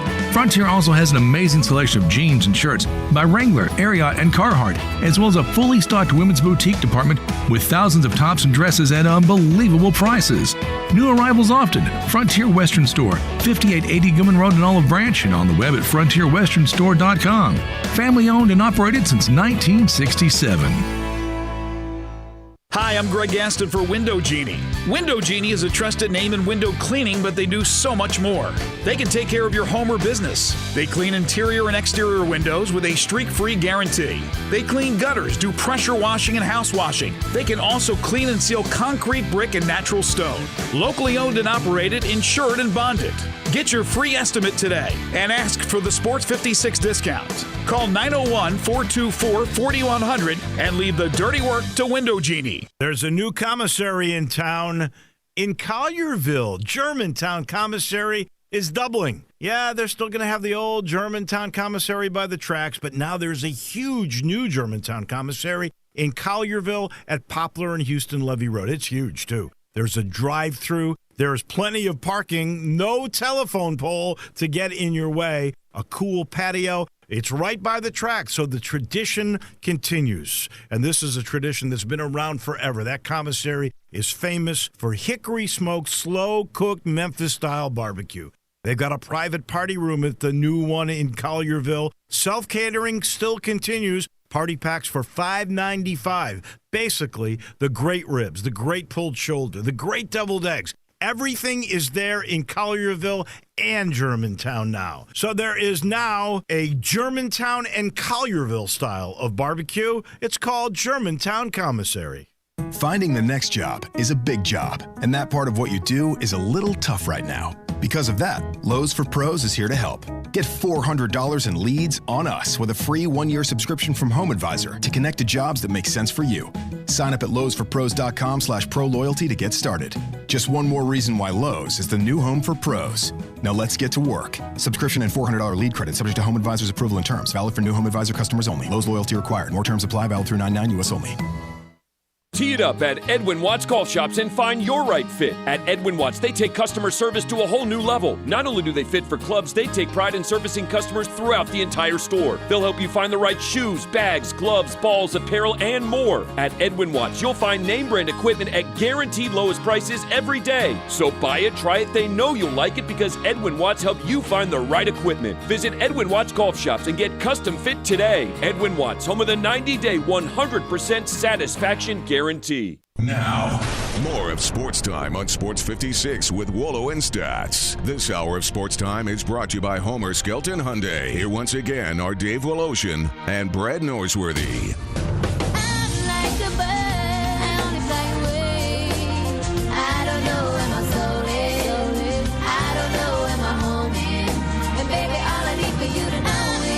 Welcome back in halfway through this Thursday edition. We're going to talk some baseball with Tim Doolin. Brooks Koepka, though. So he's already he's rolling. He's at 63 if he parred out. He's through 13. He's got 5 holes to go. I was trying. Isn't Jay Delsing at 62? Isn't that the record? I'm doing this off the top of my head. 60. Jay Delsing and Bob Estes share it at 61. 61. Okay, so he's got some work to do to tie that. He can do it though. He could though. Holes. He is. And that's technically Drew's shock pick. That would be quadruple. Brooks Koepka is his shock pick. He was my second pick in a double week. I didn't realize we were doing double week shocks. Come on, Dave. You got to read the rules. That would be it. That's the guy. You make $2 million, don't you? If you win, I'd make like times 7. 4. He'd make like $7 million. Then it would be over. But we got double week next week, and we got double for U.S. Open. We got double for the Masters. So John Rahm, I believe, is my second pick. That would be double if he were, quadruple if he won. So yeah, he's playing. The front of the back, Koepka. I think he's playing the front, isn't he? Koepka is playing the back. He started on 1. He started on 1. Yeah, he's playing normal rotation. So there's he's a lock to make a birdie on 16. At worst. He could eagle that. He's got a shot here. He has got 17 and 18. He has got a shot to break. To join them or break it? To break it. Because I'm figuring. You're calling the 60. Well, eagle on 16, and you've tied it right there. Let's see what he does. He's on 14 right now. We know how hard 14 is. 15. He's completed it. So with par. Okay, so here comes 15. If you hit a drive here, this is not a long hole. You hit a drive here that's in the middle. He's got a chance to get close and make birdie. Then he goes eagle, and we're looking at a 60. I'm pulling for you, Drew. Pains me to do it, but I'm appreciate pulling it, for you. Before we go to Tim Doolin on baseball, you've got another little tidbit here for us, I think, on the SEC. Yeah, there will be no neutral site. Cocktail party will be on campus at Athens. It will not be in Jacksonville. And the Arkansas-Texas A&M game that's been at Jerry's World, and A&M, especially since Ross Bjork has gotten to A&M, they've been wanting to move it badly to campus where they are the designated home team this year. So Ross is moving it to Kyle Field. So let me ask you, these neutral sites that get moved this year, does the team that had to go to that home field next year, does it get a home game for that to make it even before they go back to the neutral? That's how it happens, because in all of this, we're always kind of fighting the last war, and payback is what. So next year when Arkansas or Florida's the designated home team, no, we're not going to any Jacksonville. We're bringing you to the swamp, and that's how you lose tradition. That's exactly right, and that is what could happen here. Remember, we talked with Craig Way about the Texas-Oklahoma game. That same thing always at the Texas State Fair on a neutral. So we know that's not going to be neutral this year, and it won't be next year either, because if you're going to go to a campus, you're going to get a return campus before you go back to the neutral. And you're right, you put into jeopardy that neutral tradition. Now, Cocktail Party's been on campus when they were remodeling the Gator Bowl for the Jags, and Steve Spurrier went in there and put one on Ray Goff, and he wanted to.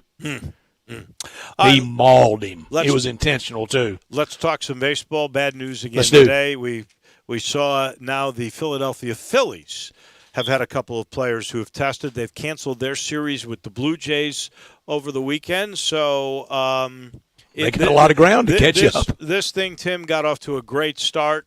And kind of the Miami Marlins. And I think there's been reports they went to some nightclub in Atlanta, and that's where they ended up with the COVID. And now they've shared it with a couple of Phils, and we've had, 4 series now that have been canceled because of that.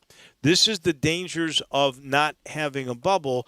It's impractical, impossible to have a bubble for all these baseball teams with the amount of games they play. I get it, but if you've got irresponsible guys, this is the kind of thing that can happen. Good afternoon, Tim. Good afternoon. I mean, there's no question that was a concern of everybody. I mean, even talking to Mookie and some of the other players in the league, that especially young guys that they're think they're invincible and that they're not going to get it, and then you got veteran players who've whether you have a young child or whether you have a spouse that's has preconditioned issues, pre-existing issues. And it's just, it's a shame, because I don't know that it's almost a situation where I wish they would have gotten something agreed with the players union to where if guys broke protocol that they would either be fined or whatever, because you got to get them in their pocketbook to get their attention, because again, these young guys think they're invincible, and I don't know that it's going to slow down. And you can say that some of the veteran guys, like Mookie Betts and some of the others throughout the league, Mike Trout, guys like that, Albert Pujols can somewhat police those guys, but you can't monitor those guys 24/7. You just can't do it. And it's a large part of the lifestyle and the culture, because guys are, that's what they've been doing from the minor leagues all the way to now. It's, they have crazy hours. They're at the park, 3 or 4 o'clock in the afternoon. They don't get out of the park till late. They usually go out to dinner or go to clubs, and they sleep late. So, unfortunately, I'm scared that this is going to happen again. And then you're going to get into, concerns from the commissioner. Then you're going to have the media get all over it. You're going to have fans be upset about it. And how are you going to be able to reschedule those games? With certain clubs where they say, the Marlins, we'll just wait till the end to see if for some reason, if they're in the playoff hunt, we've got to make these games up, or the team that they were supposed to play, because you can assure that some of the teams they're supposed to play are going to be in the playoff picture, and yet they didn't have to play those games. So, and they didn't build in many days off, only 6 in the schedule. Yeah, I mean, and you're not going to be able to force them to have double headers. You're not going to be able to do that. So, again, much like this entire pandemic has dealt us all the uncertainties, we're going to have more of these, I'm afraid. What is your take so far on the start? And I guess I want to ask you sort of about the extra inning rule, starting a guy on second base. I thought I was going to hate it, and I almost hate myself for it. But at this point, I don't hate it. I don't know that. I mean, I'm used to doing it. We're dealing with all the youth and high school teams for years. They've been doing some form of it. You know, it depends on what sanctioning body you're playing. I wouldn't say I hate it. I'm still not a fan of it. I will, but I can live with it, especially as a temporary deal. I think I can't at playoff time. Yeah, no, I'm not going to be able to deal with that at playoff time because it's been part of the game for 100 years to play the games out. The one thing that I think most fans that follow baseball and have grown up around it, I think their perception was as soon as you put the guy on second with no outs, someone's going to bunt him to third, and then someone's going to hit a sac fly and scoring. But with all the analytics and sabermetrics and all the nobody bunts, the things that they quantify, the percentages are not there, as well as bunting is not part of the game anymore. So guys are not good bunters. So why am I going to give the bunt sign to Stats Norsworthy, and he's a terrible bunter? And I was a terrible bunter, Tim. Well, just let him hit, because I was scared of the ball, and it was coming right in at your grill, and and that's what happens to him. You're also seeing you're going to see people kind of game the system. So let's say 2-2, bottom of the ninth, and you already made it out, and you got the back of the order up. Well, go ahead and kind of take a knee, and you don't want them on. You don't want to make any noise because then you've got the top of the order coming up when you get to put the guy on second base.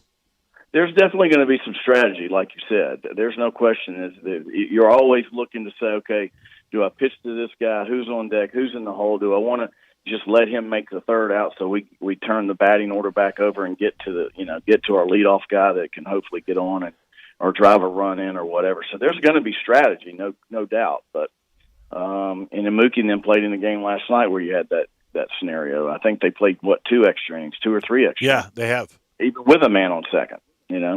Since you're talking Dodgers and the Astros and the extra innings last night, the game before that, we saw a ruckus where Joe Kelly, the pitcher, threw way over the head on a walk situation. He put him on base, but just to say we think the Houston Astros are cheaters, we don't like you. And he didn't even come close to hitting him. There was no fight. They just jawed with one another, and the guy got 8 games. I mean, what's the message there? First of all, 8 games in a shortened season like this is ridiculous. A, and B, the other thing is, if he would have cheated like the Astros did, he wouldn't be suspended 8 games because none of those guys were. So they cooperated with the league and had amnesty, but they did cheat. Yeah. But Tim, I don't know how prevalent it was, but they weren't the only ones. When does this end? I mean, when do we get our pound of flesh against the Astros? When is it settled? I don't think you're going to. I'll tell you when. Seriously, I thought about this. It's not going to be this year, Brett, because no fans anywhere have had their chance to take out their venom on the Astros. They won a World Series. They admitted they cheated, and they got no punishment for it. And so so did the Red Sox. When they have gone around the league and they have gotten booed everywhere, which they're not going to get this year, that's when it'll all come to an end. If they're all still together. Well, they all won't still be together, but players are not affected by people that boo them. I'm just telling you, they're not. Now they would be more affected if you hit them, with and the other thing too, in the ribs. I can assure you, it's not a good feeling going up to the plate with the idea that this guy's fixing to pluck me. I'm just telling you, it's not a good feeling. And not that I was ever the guy that they would say, oh, we're going to hit this guy, but I've been hit enough, and it does not feel good. and it's not. And when you're facing again, I was scared of the ball. It doesn't feel good. No. Every player that ever goes to the plate at some point in time is scared. I promise you. And if they say they're not, they're lying. But it's like I remember facing young Latin guys that were throwing, 94, 95 and the lower levels of A-ball. They had no idea where they were throwing it. So you might get one behind your head, one under your chin, and then 3 nasty sliders on the black, and it's like, this is not fair, because there was no part of that was his game plan. But when you do get hit, you think twice about it the next at bat about digging in or whatever. And so I can assure you the Astros guys, that's why it really kind of escalated, because Joe Kelly, threw it above his head, got him off the plate, moved his feet, and then struck him out and made him look really bad on a slider. And Joe Kelly said something to him. So well, he taunted him. I'll give you that. He taunted him. Yeah, he did. But that happens. Eight games. Bob Gibson taunted guys. Yeah. Come on. Nolan Ryan taunted guys in his own way. So I don't agree with the penalty. I think the reason why they went ahead and slapped him with 8 games is because they want to send a message to the rest of the league. Don't do it. Well, that's not. Cut it out. I don't think that's fair, because you can't tell players not to do something based on another player on another team getting in the middle of the integrity of the game. Who's doing it electronically and the way they were doing it was cheating, obviously. Who's the Astro, the one player that is public enemy number one? Correa, Bregman, or Altuve? I would say in that order that you just stated. Okay. I think they all are, because look, I mean, think about when we went through the steroid issue, and I know it's a different topic, but it's still quasi cheating. Is look at the guys like A-Rod. A-Rod admitted it, and look where he's thriving with his, and he's fixing to own the Mets. Right. I mean, he's on ESPN. Andy Pettit admitted it. A lot of guys that just admitted. I wish Rafi would have admitted that he did it, and he might be in the Hall of Fame one day. So the bottom line is that these guys did it, but they denied it forever, and they played dumb forever. Altuve had something in his jersey. I promise you, he did. There's no doubt. No question in my mind, he did. I agree, without a doubt. Any surprises? We're literally a tenth of the way through the season for some clubs, like the Cubs. What happened to Cy Hendricks last night? What happened to Cy Hendricks last night, Tim? Give them the pennant. They're, what are they, 4-2 or 3-2? 4-2. They won 4 of their first 5. They had a triple play last night. It really wasn't play because he didn't catch the ball and they didn't review it. And you can't review it. Yeah, I count it as a triple play. It goes in the scorebook as one. In the book. You're right. It's in the books. Is there a surprise to you? Not really. I mean, I think, you look at the standings, and it's basically all the teams we talked about. I think, the Padres are playing really good. I think all the teams that we've discussed previously are kind of doing what we expected. Now, except the Reds. The Reds, I think you were really high on, and they haven't played so well. I still am. They had Senzel, the Tennessee grad that's been sick, and another guy. And then last night, Sonny Gray pitched a great game last night. I love Sonny Gray with them. He's reunited with his pitching coach from Vanderbilt, and he pitched lights out last night. And I still like the Reds. I think they got a shot. All right. We will do this again next week. Where are you this weekend? I just got back from Orlando. I'm gonna get some laundry done, and then I got to head to Birmingham and for a big national showcase that some of our players are in, and then to Atlanta for another one. One of them was the area code games that's traditionally been at Blair Field in Long Beach, California, which I was really looking forward to going to with the weather and everything. It's just a great event. Now it's going to be in the sweltering heat in Atlanta. So I've been there enough. We talked, and we had Glenn Rogers Jr. on earlier. We were talking about high school sports and in particular football. But you guys are proof. You've been going for 6 weeks now, right in the heart of this pandemic. You've had baseball tournaments all over the place, and we've had a few players and some family members get the COVID. So I'm not condoning or agreeing, but I can tell you this: there was at these events obviously hundreds and hundreds of teams at them. the event we were in Orlando at just Sanford, Florida, which was just, I don't know if it's east or west of Orlando, but there was no social distancing. Umpires wearing masks, but that's about it.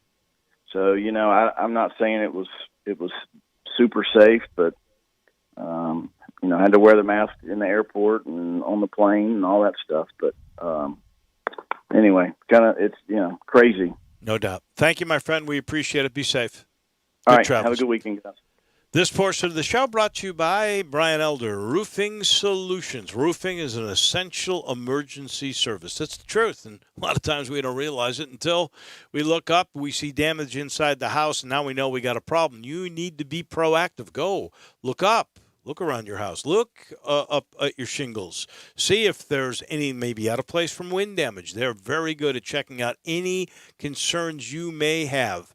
All you've got to do is make the call. They'll do it for you. If you call 867-0303, that's 901-867-0303, Brian or his crew, they will come out there immediately. They only use the best of all the products on the market. They also provide their customers with what is known as the best warranty in the business for roofing contractors. It is their no questions asked warranty.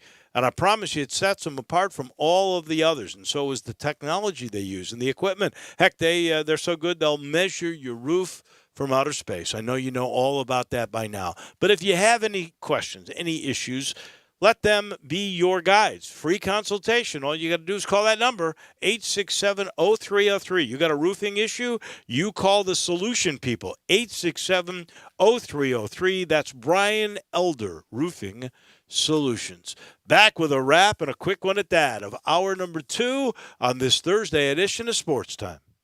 We are Sports 56 WHBQ. Listen to us daily on AM 560, 96.1 FM, or 87.7 FM.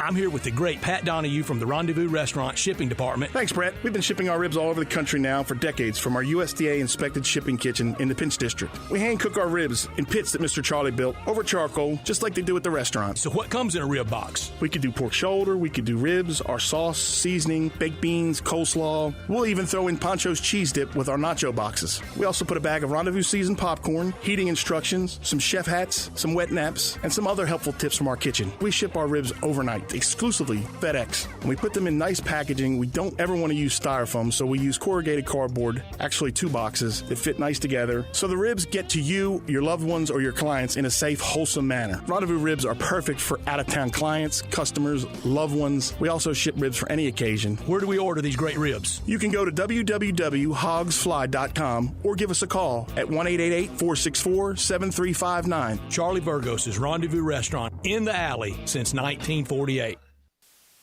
Brian Elder's Roofing Solutions. Chris Price here for Brian Elder Roofing. The storms we've had over the past several months have been devastating to our communities. The rainy season is ahead. You may have not even noticed the dripping in your attic, water stains throughout your home, or even worse, mold and mildew. Please call Brian Elder Roofing and we will send out our project managers to assess any damage. We will not try to sell you a roof if all you need is a repair. We will measure your roof from outer space. 0% for 60 months, even no payments till 2022 are available with approved credit. If you've noticed missing shingles, water stains, leaks in your roof, call us before you call your insurance company at 867-0303. That's 867-0303, and we will provide a free, thorough inspection of your roof's condition. Call 867-0303. Brian Elder's Roofing Solutions. Save now on your 2021 swimming pool at Family Leisure. Buy now at 2020 pricing and save your spot for the first installation of 2021. Patio furniture 20 to 30% off. Play gyms in stock. Beat the heat with an indoor game table or slate pool table. Pool toys and floats up to 30% off. Family Leisure, Whit Road at I-40, where family and fun come together. Family and fun come together. You have to be up in 5 hours, 2 hours, 6 minutes. And when you hear, you realize that you haven't slept a wink. That's why there's ZzzQuil Pure Z's, a drug-free blend of botanicals with an optimal dose of melatonin so you can fall asleep naturally with no next-day grogginess. It's available in both liquid and gummies, tastes great, and is non-habit forming. Pick up ZzzQuil Pure Z's from the sleep experts at Vicks ZzzQuil. ZzzQuil Pure Z's, naturally superior sleep. Available at retailers near you. I'm George Flynn, candidate for U.S. Senate in the Republican primary. This election, you'll have a choice of values. I'm a Reagan conservative, believing in family, faith, freedom, and right to life. Or two others, blindly loyal to Trump. We know people aren't always right, even President Trump. And unlike my opponents, when he's not acting with conservative values, I'll stand up to him to promote our Tennessee conservative values. I've developed real solutions for our problems, not a lot of empty promises or sound bites. I'm George Flynn. I'm a physician, I'm a Christian, I'm a conservative, and I'm asking for your vote for values of family, faith, and freedom. As a physician, I can tell you that masks work to control this pandemic. I'm George Flynn, and I approve this message. Paid for by Friends of George Flynn, 2020. Gene Bryan, Treasurer. Now, more of Sports Time on Sports 56 with Wolo and Stats. This hour of Sports Time is brought to you by Homer Skelton Hyundai. Here once again are Dave Ocean and Brett Norsworthy. My world was strapped against my back. I held my hands. Brooks Koepka is on the par 5 16. He parred 15. I don't know how close that was. Our television in the studio no longer works. But he is on 16. So if he is going to break the Delsing Estes record of 61, he's got to eagle this hole, pretty much. You agree? Yes, he's got to eagle it. But joining him wouldn't be bad. 61, pretty mean. 61 would be pretty good, but you know what? I don't think either of those players won when they shot that round, did they? I know Delsing They did not. Jay Delsing did it on a Sunday, kind of in anonymity. Right. And, by the way, it is official. Zion Williamson is playing. We will talk more golf in the next hour for sure. We've got one of the best in the business. Rex Hoggard's going to join us from the Golf Channel. We'll talk what's happened today, how the players like Southwind, and all the rest, including this Koepka hot streak. All coming your way right after this timeout.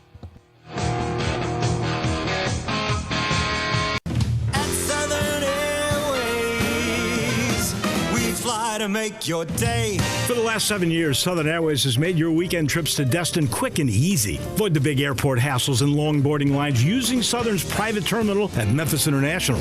Flights to the Emerald Coast operate every Friday and Sunday. Southern also offers daily service to Dallas, Branson-Harrison, and El Dorado. At Southern Airways, we fly to make your day. It took forever to get the car I really wanted. Now that I got it, I'm doing everything to keep it looking even better than the day I bought it, from the dashboard to the tires. That's why I use 303 Automotive Premium Protectants and Cleaners to keep my baby looking like a show car now and down the road. For my dream car, it's TLC with 303. Available at most auto parts retailers or visit 303radio.com.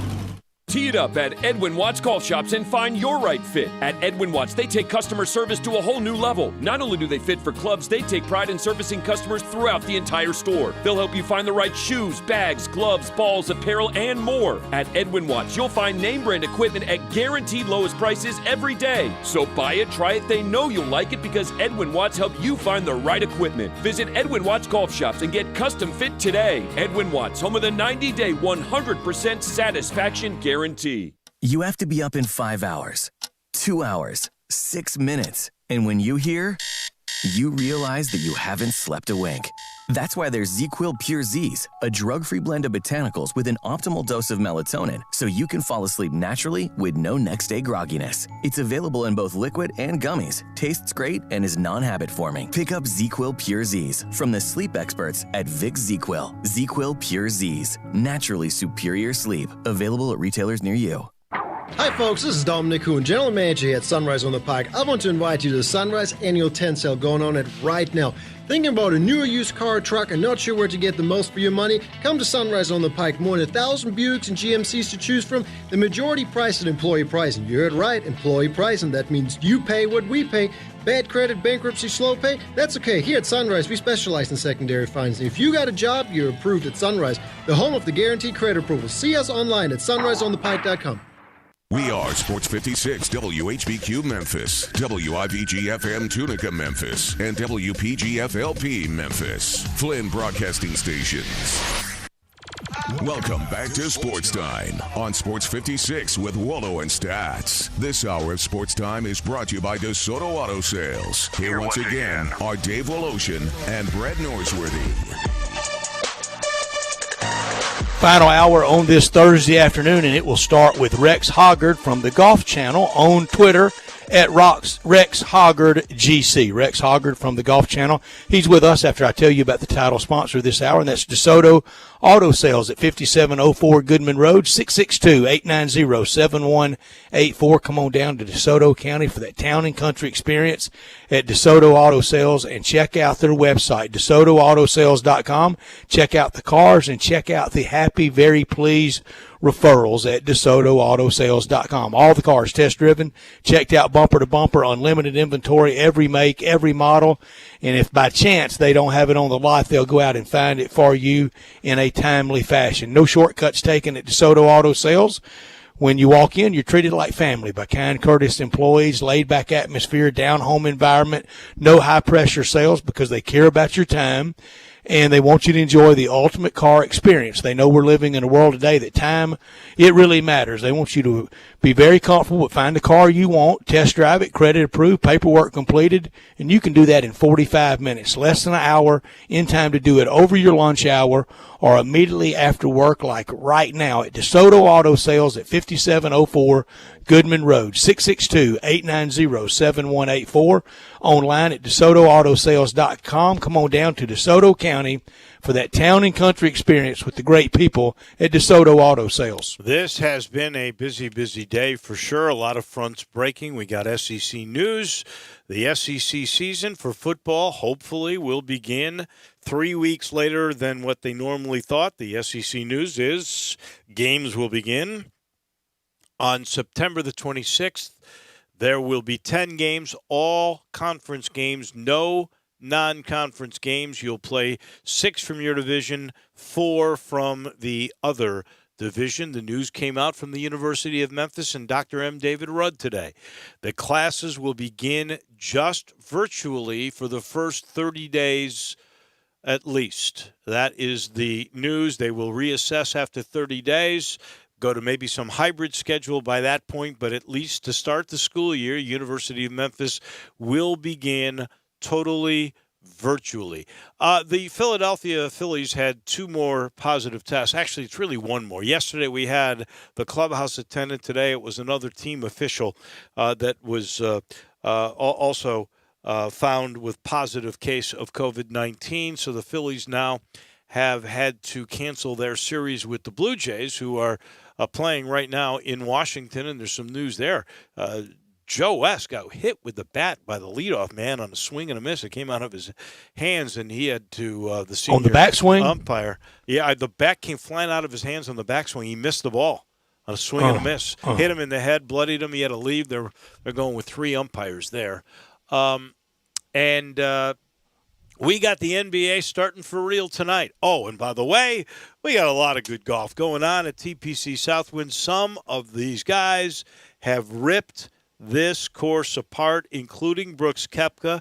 3 holes to go. He's 7 under par, a 1-stroke lead on Ricky Fowler, a 2-stroke lead on Sung Hoon Kang, and Brandon Todd, who just a year and a half ago was a Monday qualifier. Matt Kuchar is in at 4 under, so is Chad Reavie. Phil Mickelson, 3 under. Bryson DeChambeau had come in with 3 under 67. He had actually gotten it to 5 under, had a couple of hiccups on the way in. And from the Golf Channel, we are so happy to get a chance to chat with Rex Huggard, which is a guy we really respect, enjoy chatting with. We did this earlier in the year, and I don't know if the pros ever do this. You've seen a guy who, kind of downplays his game a little bit and then goes out and shoots lights out when, maybe you've given him a stroke or two, and we call that guy a sandbagger.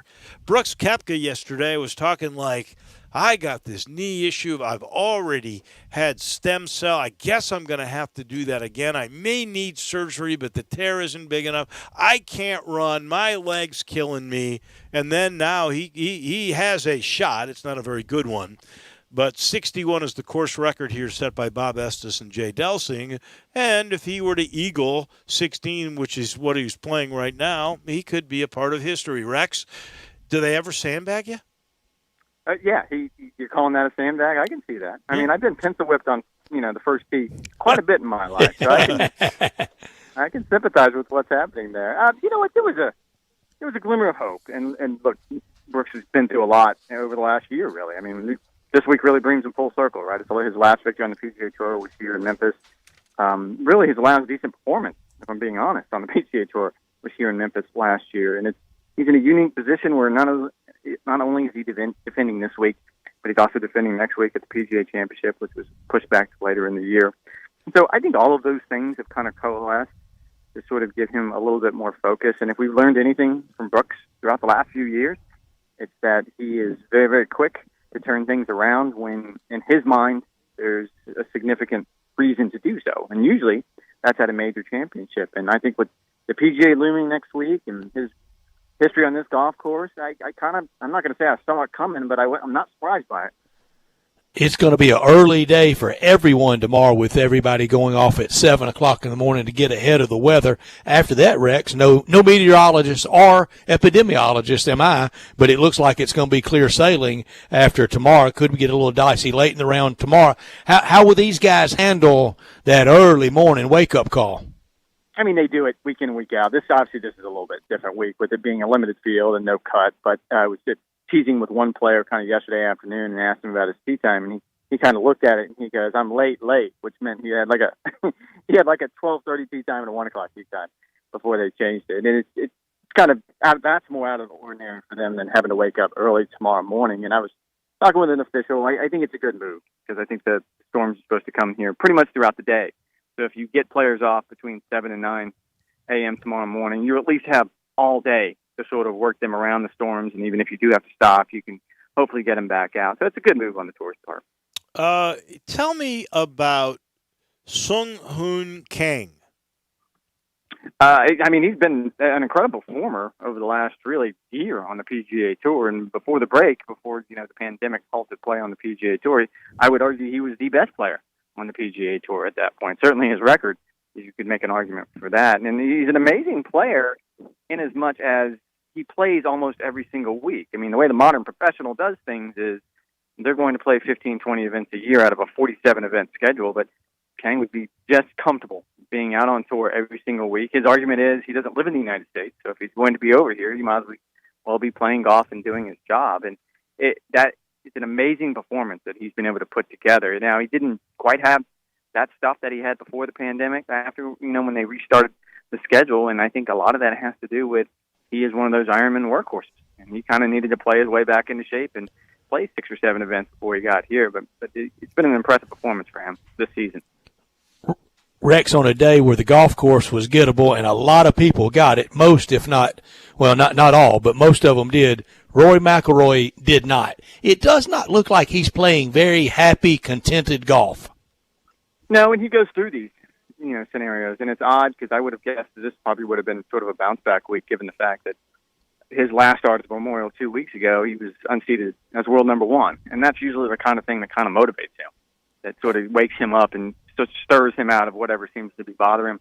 Again, with the PGA Championship looming next week, I would have thought that would have given him a reason. But ever since he came back, ever since the restart in early June. He's been a little off, and it hasn't been glaring. I mean, you can point to Brooks's play, and you can statistically say he's doing this poorly and this poorly and this poorly. Whereas with Rory, it was more just incremental losses on seems like every front, and every part of his game was just a little bit off, and it was just enough where he hasn't been able to string together 4 good rounds. And today was absolutely horrible round, and I can almost guarantee you, not a gambling man, he'll go out and shoot something in the mid-60s probably tomorrow. I think it's just sort of the helter-skelter relationship he has with golf at the moment. Ricky Fowler has not been exactly brilliant during the restart, and he has never really been brilliant here that I can recall. I would say 64 has to be his best round ever at TPC Southwind. He shoots that today. He's 1 stroke at the moment behind Brooks. What's his story? Did you see that one coming? I did not, and I just got through interviewing him actually before you guys called, and I asked him what's the difference between over his last 3 rounds, because his last 3 rounds are an 81 in round 1 at Memorial 2 weeks ago, and then he shot 68, which on Friday at Memorial was a really good round, and then what he shot today, I think it was a 63 if I'm not mistaken. 64. 64. And I asked him what the difference was, and he kind of laughed and just said golf. And I think there's a little bit more to it, but I certainly understand where he's coming from. I think when he didn't split with Butch Harmon, but they just kind of stopped working together because Butch isn't traveling on the PGA Tour as a swing coach anymore, and he needed to find someone, and he found a really good swing coach. John Tillery is very well respected on tour, but he's different than Butch, and I think that was always going to take a little bit of time. And I think Ricky on some front is surprised, but I don't think there's anything that's transpired since he started working with John Tillery that every other player hasn't gone through in the course of their career. Because if you're going to switch coaches, if you're going to make swing changes, even if your name is Tiger Woods, it's going to take a little while for it to fit.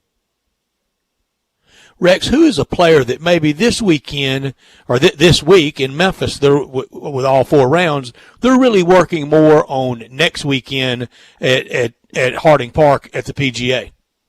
I hate to say it, but I think John Rahm's probably in that category. I mean, I think he shot 1 over today, and I just had a chance to talk with him a little bit. And it was his first round as world number 1, and he certainly did not perform like he wanted to. And you look at kind of how he went out and played the golf course. He got a lot of bad bounces, but he also hit a lot of bad shots. But if you look at what John has done in his career, and certainly the win 2 weeks ago at Memorial was the highlight of at least his PGA Tour career at this point. The next logical step before all of us, you and me and everyone else involved, starts labeling him as the best player without a major is a major championship. So I'm sure, and it's understandably so, his focus is on Harding Park next week. They really did eat this up. By the way, Rahm was even par. So he at least is in the top 46 because that is where even par ended.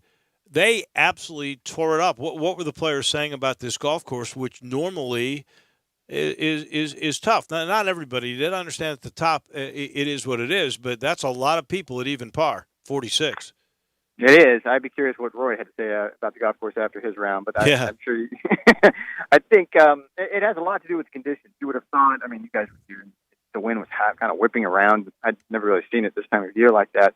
But I think with all the rain, and the golf course is so soft, and any time you're going to give a tour player a wedge on a soft green, I mean, there's not much that you can do to keep them from scoring. You can't tuck pins well enough on soft greens the way they are right now, and that's just a byproduct of how much rain the golf course has gotten the last couple of days. And I don't see it changing, especially with tomorrow's forecast. And they're going to continue to fire flags, and it's fun. Like, I went out and followed Bryson and Ricky and John today, and watching them play golf is a game that I'm not familiar with at all, but it is entertaining. I don't mind birdies, Rex. Yeah, I mean, wouldn't we rather cheer? I mean, look, they're not necessarily going to get beat up next week at the PGA Championship, but next thing you know, we'll be at Winged Foot in September for the U.S. Open. There'll be plenty of bogeys and over par scores. That's right. Phil Mickelson actually went up to a local reporter and said, I want to let you know how much I love this golf course. And he's sort of, over the last 4 or 5 years, he's been here all the time, and he's truly been sort of an ambassador for this golf tournament. He shot 3 under today. Now, he's the oldest guy here. Can he compete throughout this weekend? I think he can. I think it's a matter, and this is fascinating me, and this has come up really the last 45 years with Phil. I think physically he still has the gifts and everything he needs to do. He hits the ball plenty far enough. And, of course, we all know his short game is absolutely phenomenal. It's all world. And the one thing that seems to hold him back is he has these mental lapses in the middle of rounds, and he'll talk about it. It's not a secret, but he can't give a reason, and that's kind of been complicated. And he's not the only one on tour that's dealing with this right now. But without galleries, without something to sort of keep your focus, and I think a lot of players are dealing with sort of your mind sort of wanders, and next thing you know, you're having to scramble just to make bogey. And I think Phil has got to get himself out of that routine. If he can find a way not to have one of those lapses over the course of the next 3 days, absolutely, he can contend. Although, as you know, we all know Phil, he's just as capable of shooting a 61 as he is an 81 tomorrow, and that's why we want to watch. Yeah, it's fun to watch him, kind of the highs and the lows. Can he really contend the rest of this week or next week? I would say this week for sure, because it's a golf course where he's had success, and I don't know that he's going to miss some fairways, as we know Phil is wont to do.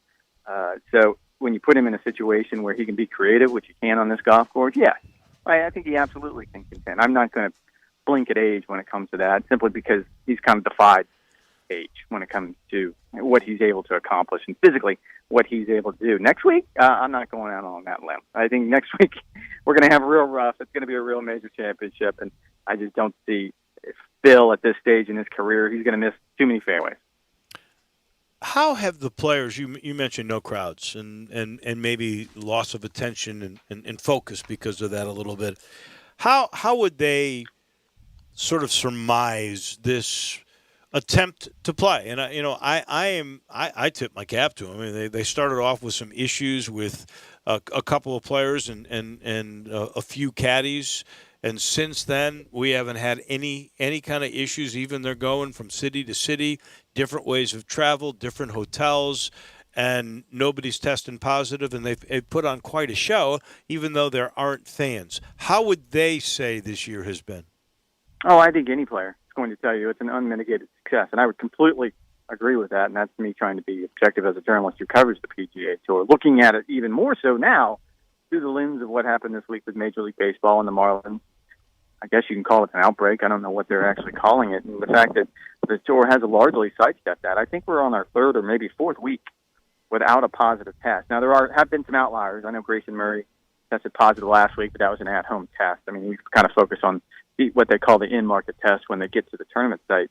I think any player, anybody associated with the game, is going to call this a success. And sports in general, as something you can hold up and say, look, you can do it. If you do it the right way and everyone plays by the rules that the health and safety protocols demand, you can make this work. There's going to be more positive tests. Everyone knows that. And I think the tour accepted that early, and you just try to mitigate it as well as you can. As far as the fans, it's different. And I was actually asked this last 2 nights ago on Golf Central what it feels like. And the only thing I've been able to come up with is if you have a party once a year, whether it's 4th of July or Halloween party, and everyone loves coming to your party, and you love and you look forward to it, and then you throw the party and no one shows up, and you still end up getting drunk because you're there by yourself. That's kind of the way I equate this. This is what it feels like. But by the Rex, way, can we have a party next year though? Can we go into next year without fans? That's a real possibility. I mean, I think the U.S. Open, everyone was kind of next up as far as will they play it with or without fans, and they announced yesterday that they're going to play it without. I doubt if we end up with any significant fans at any of the events in the fall. That being said, at the Wyndham Championship in 2 weeks, they're going to start a program that allows tournament sponsors to bring out, I think it's 50 guests a day, and it's a start. And if you look at this week, for example, wives and significant others were allowed on the golf course for the first time since the restart, and honorary observers are allowed on the golf course. So they're taking small steps. But I don't see, I mean, I live in the South like you guys. I don't see how we're going to play football in the fall with fans. I'd love to. I just really wanted to play football because I love college football. But it's hard right now for me and probably most people who cover sports to wrap their mind around how we're going to do this in the near future. Certainly not when they are hoping to start, which is September the 5th or August 29th in some cases. I'm with you. I don't see that happening. But the news today, September 26th, maybe that's far enough away. Maybe we can extend it a little bit. You mentioned no crowds. The only undecided at this point for any kind of major event is Augusta, and that may be far enough away where we could get some folks. Oh, incidentally, Brooks Koepka birdied 16, so he's now on a pace at 62. He's one off the course record of Delsing and Estes, so we'll keep our eye on that. I know it's impossible for you to speculate, but do you think the folks at Augusta really want to have people? Oh, I do. Absolutely, because it makes the atmosphere. I think Rory's usually one of the most eloquent people in golf, so when he talks, there's a good reason to listen to him. But he said yesterday there's nothing that differentiates these tournaments from each other. If you go week in and week out, and this is our 8th week back, and next week will be the ultimate litmus test. It'll be the first major, and I don't know how it's going to be any different than this week. Not to knock this week or next week, but without the fans, which is really what makes the event. I mean, this golf course is great. The community's always supported it. But without the folks here, who flocked out here last year, I mean, it was a great scene out here last year. It's just like the Travelers Championship or Heritage or Colonial or any other stop that we've made this year. If anyone can do it, it's going to be Augusta. They have capabilities, they have the know-how, they have the resources to pull off, at least on some sort of limited scale, 5,000 patrons a day, 10,000 patrons a day, whatever the case may be. If anyone can do it, at least this year, I would think Augusta can pull it off.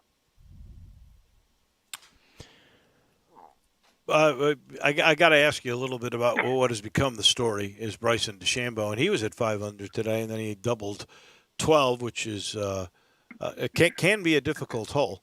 Or was it 12? Yeah, I think it was.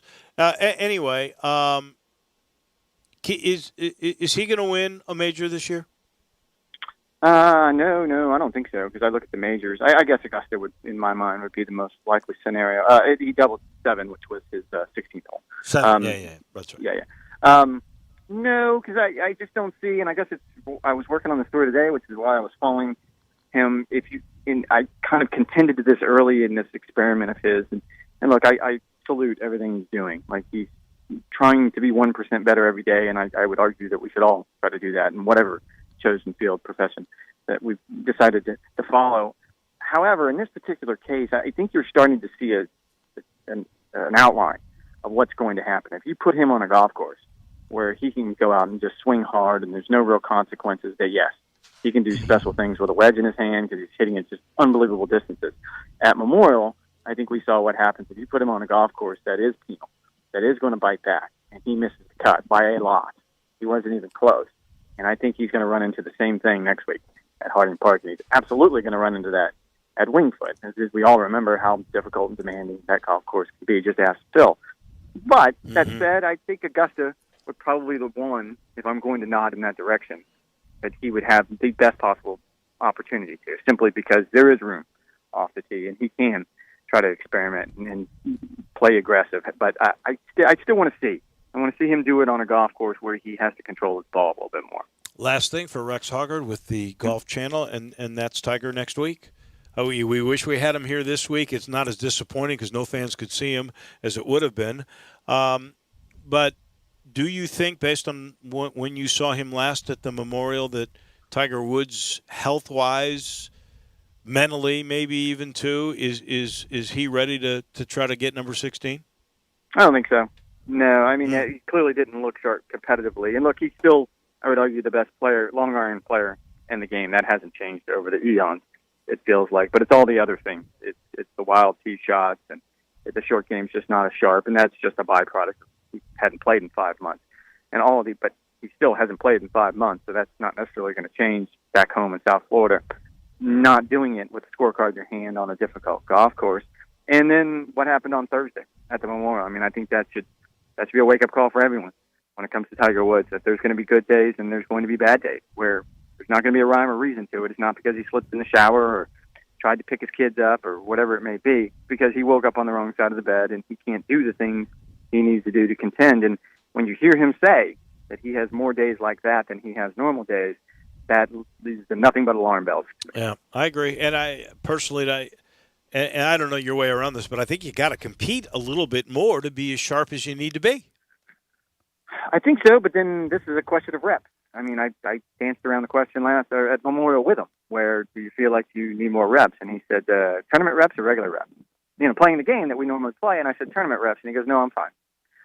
But I understand where he's coming from in the concept that, yeah, I'm sure if he played more, he would get sharper with all those things that we just talked about.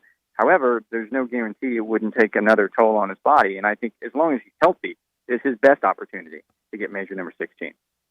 Rex, can't thank you enough. I know you're busy as the dickens. We really appreciate you being on with us, and we'll chat with you sometime down the road for sure. Yeah, it's good to see you guys. I'm sorry I couldn't see you in person this week. Yeah, me too. Me too. Thank you much. That is Rex Hoggard from the Golf Channel, brought to you in part by Dinstall's. This week's Summer Sizzler Special is the award-winning chocolate pecan fudge, ranked as number 1 in America. And they did. They went through the testing, and they were ranked number 1 in the entire country. The smooth, creamy fudge is the founding recipe of Dinstall's since 1902. This is what got it all going, and they've been going strong for 118 years. The recipe was used as the chocolate fudge poured over vanilla ice cream and topped with whipped cream and a cherry. You can create this mouthwatering summer treat today with Dinstall's chocolate fudge. You pick up a pound of fudge. You can recreate, I guess is what I should say, to put that thing on your ice cream. Just melt it in the microwave with a little milk, and you can start making your own memories. And boy, is it ever good to just eat plain without melting. They got chocolate-covered strawberries still, grapes, pineapples, and blackberries covered in chocolate, all available this weekend. Don't miss the special. It's the fudge. Stop by Laurelwood, Germantown, Collierville, and Pleasant View for your favorite Dinstall's treat. Back in a minute, we'll have a treat. We'll have Jack Sammons, General Chair of the WGC. He's going to tell us a story about the golf course, I think himself, and a hawk. That's next. R&R on Sports, Saturday mornings, 10 a.m., Sports 56, 87.7, and 96.1. Don't miss us. Tee it up at Edwin Watts Golf Shops and find your right fit. At Edwin Watts, they take customer service to a whole new level. Not only do they fit for clubs, they take pride in servicing customers throughout the entire store. They'll help you find the right shoes, bags, gloves, balls, apparel, and more. At Edwin Watts, you'll find name brand equipment at guaranteed lowest prices every day. So buy it, try it, they know you'll like it because Edwin Watts help you find the right equipment. Visit Edwin Watts Golf Shops and get custom fit today. Edwin Watts, home of the 90-day 100% satisfaction guarantee. O'Reilly Auto Parts can help make your auto maintenance easier. So when your car isn't stopping like it used to, our professional parts people will help you find the brake parts and supplies to do the job right the first time. Right now, get 15% off a set of brake vest pads and 2 rotors, plus O'Reilly Brake Cleaner, 2 for $5. Stop by or visit O'ReillyAuto.com today. O'Reilly Auto Parts. Hi, I'm Greg Gaston for Window Genie. Window Genie is a trusted name in window cleaning, but they do so much more. They can take care of your home or business. They clean interior and exterior windows with a streak-free guarantee. They clean gutters, do pressure washing and house washing. They can also clean and seal concrete, brick, and natural stone. Locally owned and operated, insured and bonded. Get your free estimate today and ask for the Sports 56 discount. Call 901-424-4100 and leave the dirty work to Window Genie.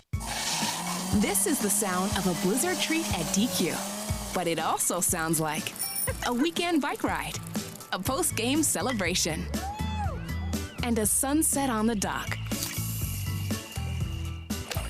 Wow, doesn't a blizzard treat sound good?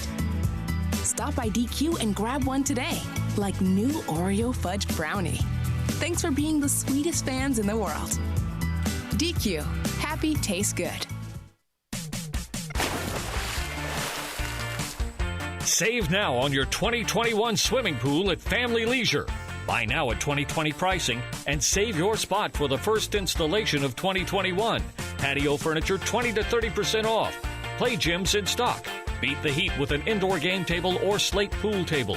Pool toys and floats up to 30% off.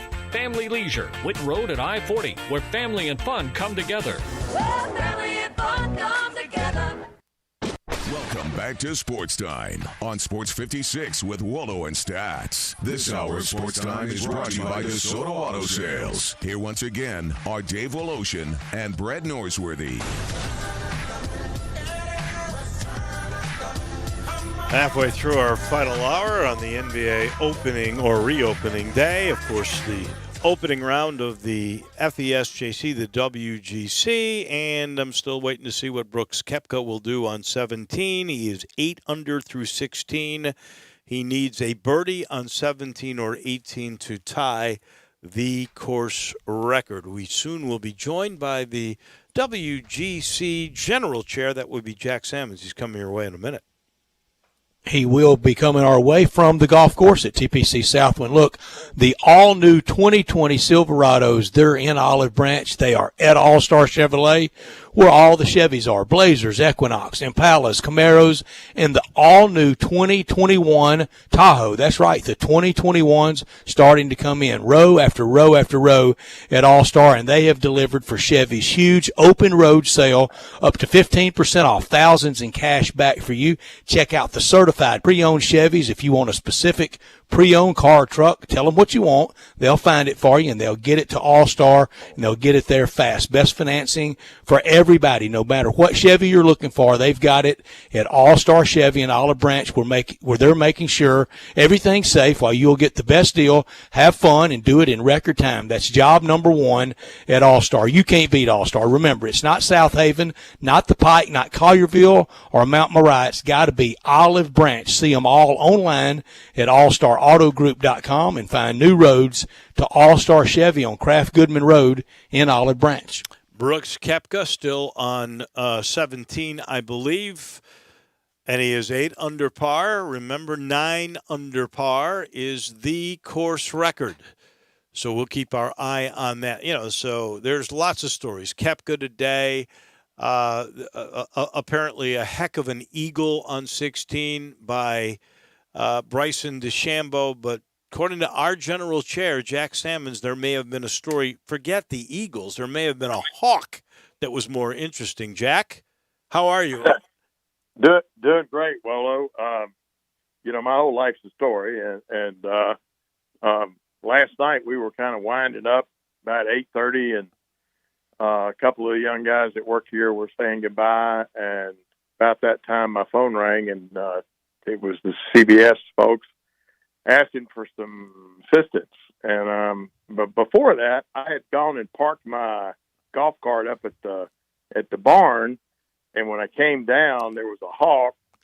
Doggone thing looked like he was eating a German Shepherd. I mean, it's the biggest hawk I've ever seen, and wow. He's just destroying some animal. I mean, he's just ripping his dinner one piece at a time. And I took a video of it. I was really amazed by the sheer the ferociousness of this animal, if that's a word, stats. But anyway, so I'll go back to the place and CBS calls, and they tell us that they are practicing their drones. They've got some very sophisticated drones, not those kind that you get when you buy a picnic packet at Germantown Commissary. Yeah. I mean, these are really nice, high tech, very expensive cameras attached to it and all that. Guy calls, he goes, "Man, this doggone hawk just attacked our drone," and he said it took it to the bottom of the lake. Oh, yeah, took it to the bottom of the lake. So, and you guys, how expensive was that? I suspect it's 6 figures. I imagine that's some real money. Similar to the kind of equipment y'all use at Flint Broadcasting. Yeah. But anyway, that was a shocker. And I just asked our operations director, I said, "What do we know about the drone?" He said, "We know it's at the bottom of the lake. And unless somebody's going to bring scuba gear over here, it'll probably remain there for a while." That is incredible. How in the world? Now, I know hawk and I've seen your video of the hawk eating his dinner. Yeah. And that's a big hawk. There and no breakfast question. And lunch. But how in the world is a hawk powerful enough to grab? I'm assuming the drone was flying, right? How in the heck was it big enough to grab the drone and bring it to the water? Hey, dude. Yeah. I mean, you get hit by University of Alabama lineman that you forget who you are, I suspect. That's probably what happened to the drone. Man. What did Mike Tyson say? We all have a plan until we get hit in the nose? Well, the hawk right. hit him He in got the nose. hit. Yeah. Well, Jack, I hate that for CBS, but they're going to have a Sunday afternoon of some big names because this is setting up. It's a birdie paradise with the course soft, but these guys are so good. CBS is going to have something to show on Sunday. I believe they will, but it's amazing how great the scoring's been today, given the wind. The players that went off early this morning, it looked like where Wolo's from. I mean, it was a Chicago windy The day Windy out City. there. Yep. Yes, sir. It was really blowing, and some of the guys were not getting very far on that first hole off the first tee. But the course is soft. It rained pretty good last night, and out here, and it's softened up. Now we're supposed to get some rain tomorrow, so we're going to go off at 7:00 on 2T. So we'll probably be finished by 1:00 tomorrow. It's a strange environment with no fans. I just talked to Justin Thomas's dad, Mike. I met him on 17 Green a minute ago, and he said he'd been traveling with Justin. He said it's just surreal out here without the people. But at Southwind, it looks it. At Southwind, there are houses along some of the fairways, and a good number of neighbors are out there screaming and hollering, yelling for them. So, a lot of big Memphis welcome. There's a big sign on 14 tee box that says, "Welcome to Memphis. It's usually hotter." I don't know what that's about, but it's a conversation piece, that's for sure.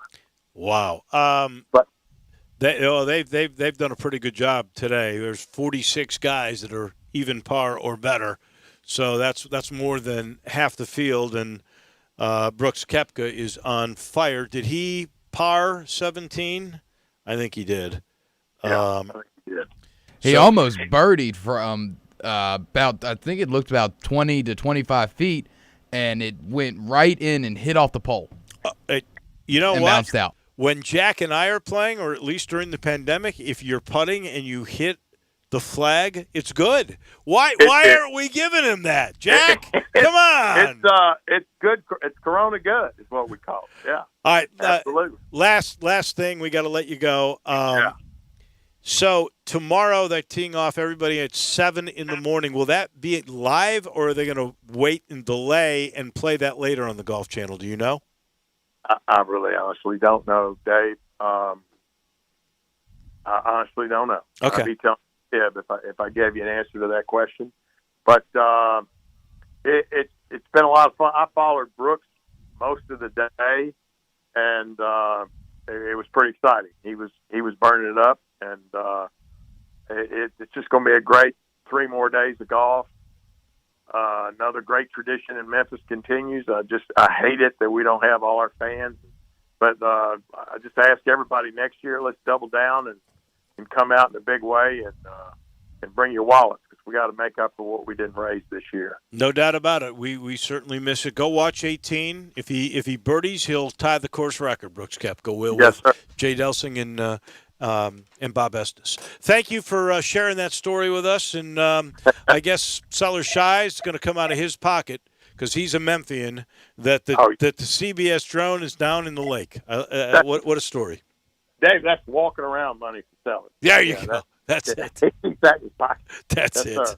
Thank you. Boys, God Thank bless. you. Thank you so much. Bye-bye. That is Jack Sammons. He is general chair. So we got a lot of people who did their thing today. 46 of them are under par or even par or better than that. And that is something else in its own right. And we've got a guy on the verge of one shot off the course record, and he happens to be the defending champion. That's a pretty good story, Brett Norsworthy.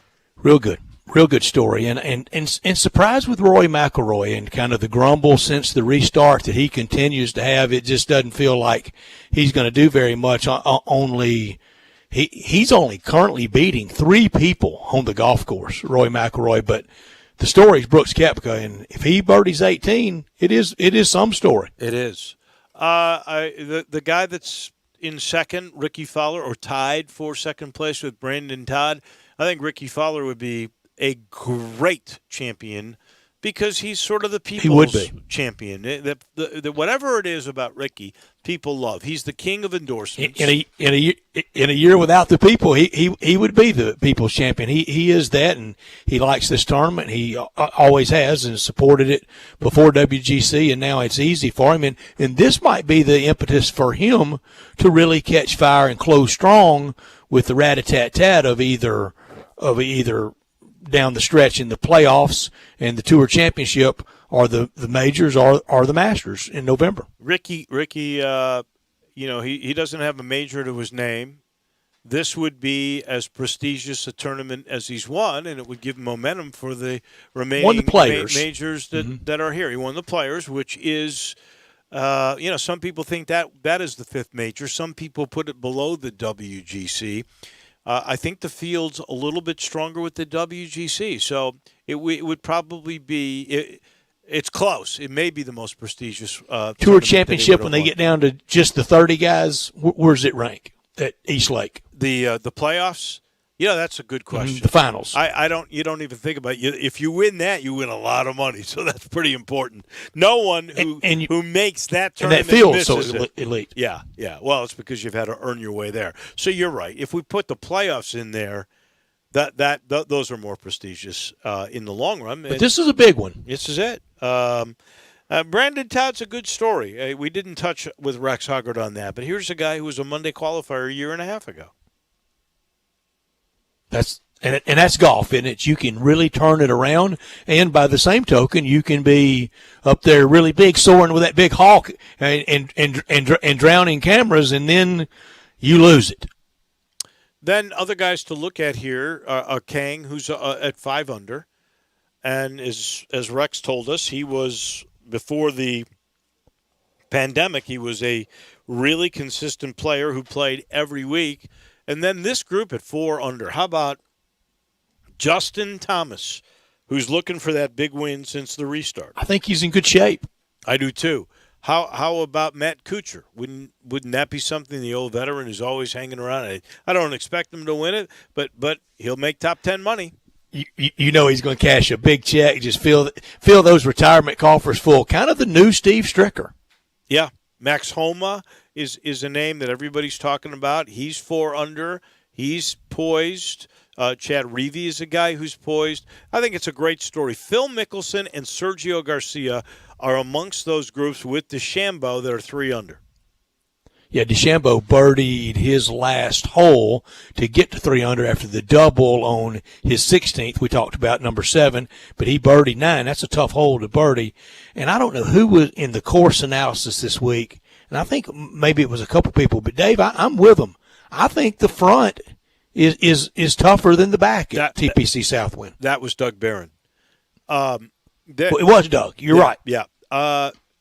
I think the scores usually are lower on the backside. I agree with that. Because of 16? Well, 16, everybody's going to birdie. And better. The way they play 10, a lot of these guys hit 3 woods on 10. Yeah. 10 is a difficult hole for me, but I think 15. they play it well. 15 is if you hit it in the middle, you got a shot because it's not a long hole. They don't even hit. Some of these guys, I think, are hitting. That front's relentless. They're hitting hybrids off the tee box there. The front, you've got to put the ball in the proper places in order to score. We saw what happened on even on off the 7. tee at 1. There's holes like 7, they're underrated. 9 is a really great golf hole. You've got to hit 2 good shots. You do, and I think it is a second shot course, but you better have the drive in decent place. You can't just spray it all over the place, and it'll be a real test to see what Bryson DeChambeau can do all weekend, because he can get aggravated. I tell you, Rex Harker was talking about a year at Augusta National. How about a year at the Wright Open Championship, say St. Andrews, where he can just let the driver flail? Well, if he doesn't kill his body with all that weight gain and the stress he is putting on it to just swing as hard as he does every time. But in that group of 3 under, DeChambeau and Garcia and Mickelson are the biggest names. At 2 under, Schauffele, Bubba Watson, Keegan Bradley. Those are all names that are Jordan Spieth, Louis Oosthuizen. All these guys are Jason Day. All of them are names. Hovland is a guy that is becoming a star. These are all guys worth, still in striking distance, as is even the one under. Brooks Koepka is going to have about a 20-foot putt on 18 to tie the course record. He left himself in pretty decent place. That would be something. We know this. He's going to have the lead. He's not going to do any worse than 8 under 62. We'll let you know what happens with him. We've got crunch time coming your way in just a minute. I'll let you know this portion of the show is brought to you by the commissary, the Germantown commissary, the Collierville commissary. Both are open. Both, by the way. Well, I used to know the one in Collierville's already had players that have come. They've hung around. They look, it's social distancing. They had on masks. So do the waiters. So do the cooks. So does everybody. They take it very seriously. But everything on the menu's there. Some restaurants, you notice, they don't have everything on the menu. They do at the Collierville and the Germantown Commissary. You can do the takeout at the Germantown Commissary with curbside service. Call in advance. Give them your number. Very little with which you have to touch in the exchange. It's simple. Everything on the menu is ready in or out. You love your queue. We want to make it easy on you. You might see a PGA player there at the commissary, either the Germantown Commissary or the Collierville Commissary. Back with Crunch Time and a whole lot more. This is Sports Time on Sports 56. Take Sports 56 with you on your phone or tablet. Download our official Sports 56 app today. This is the sound of a blizzard treat at DQ, but it also sounds like a weekend bike ride, a post-game celebration, and a sunset on the dock. Wow, doesn't a blizzard treat sound good? Stop by DQ and grab one today, like new Oreo fudge brownie. Thanks for being the sweetest fans in the world. DQ, happy tastes good.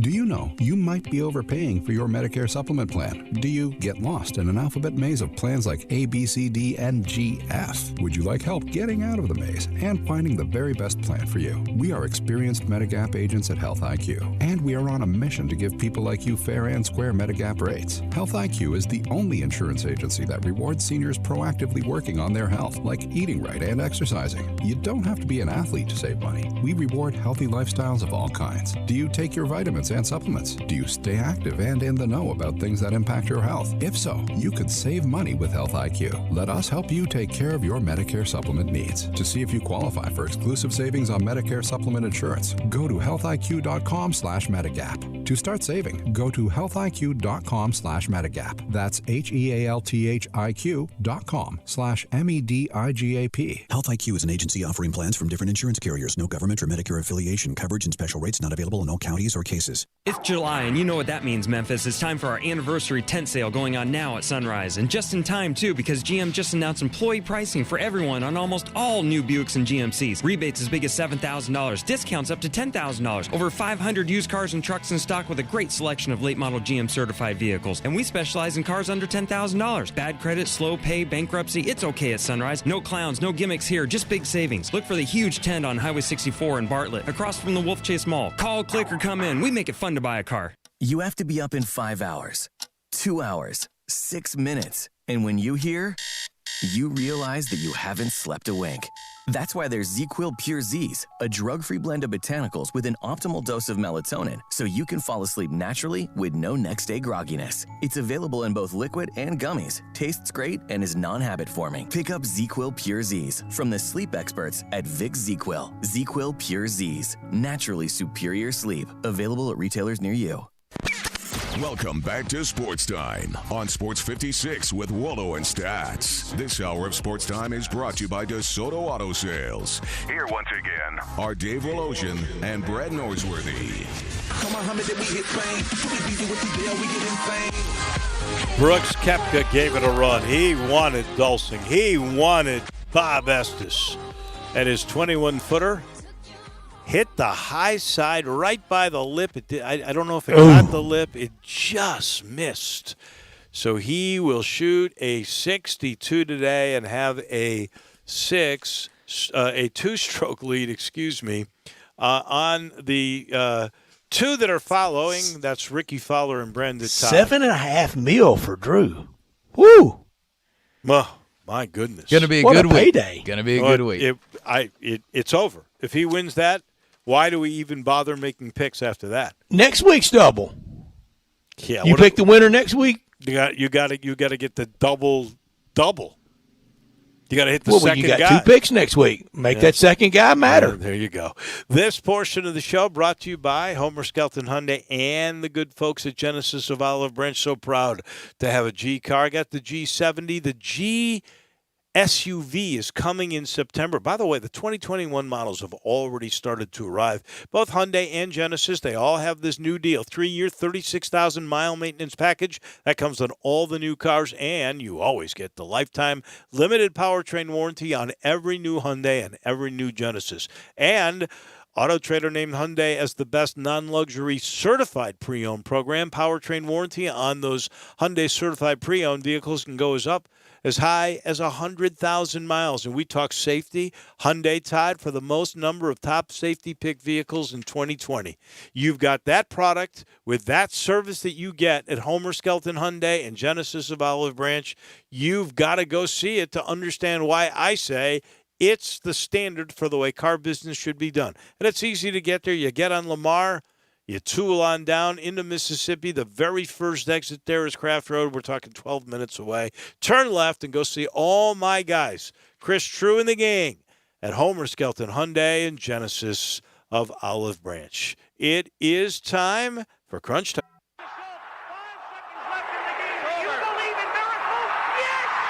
Go crazy, folks!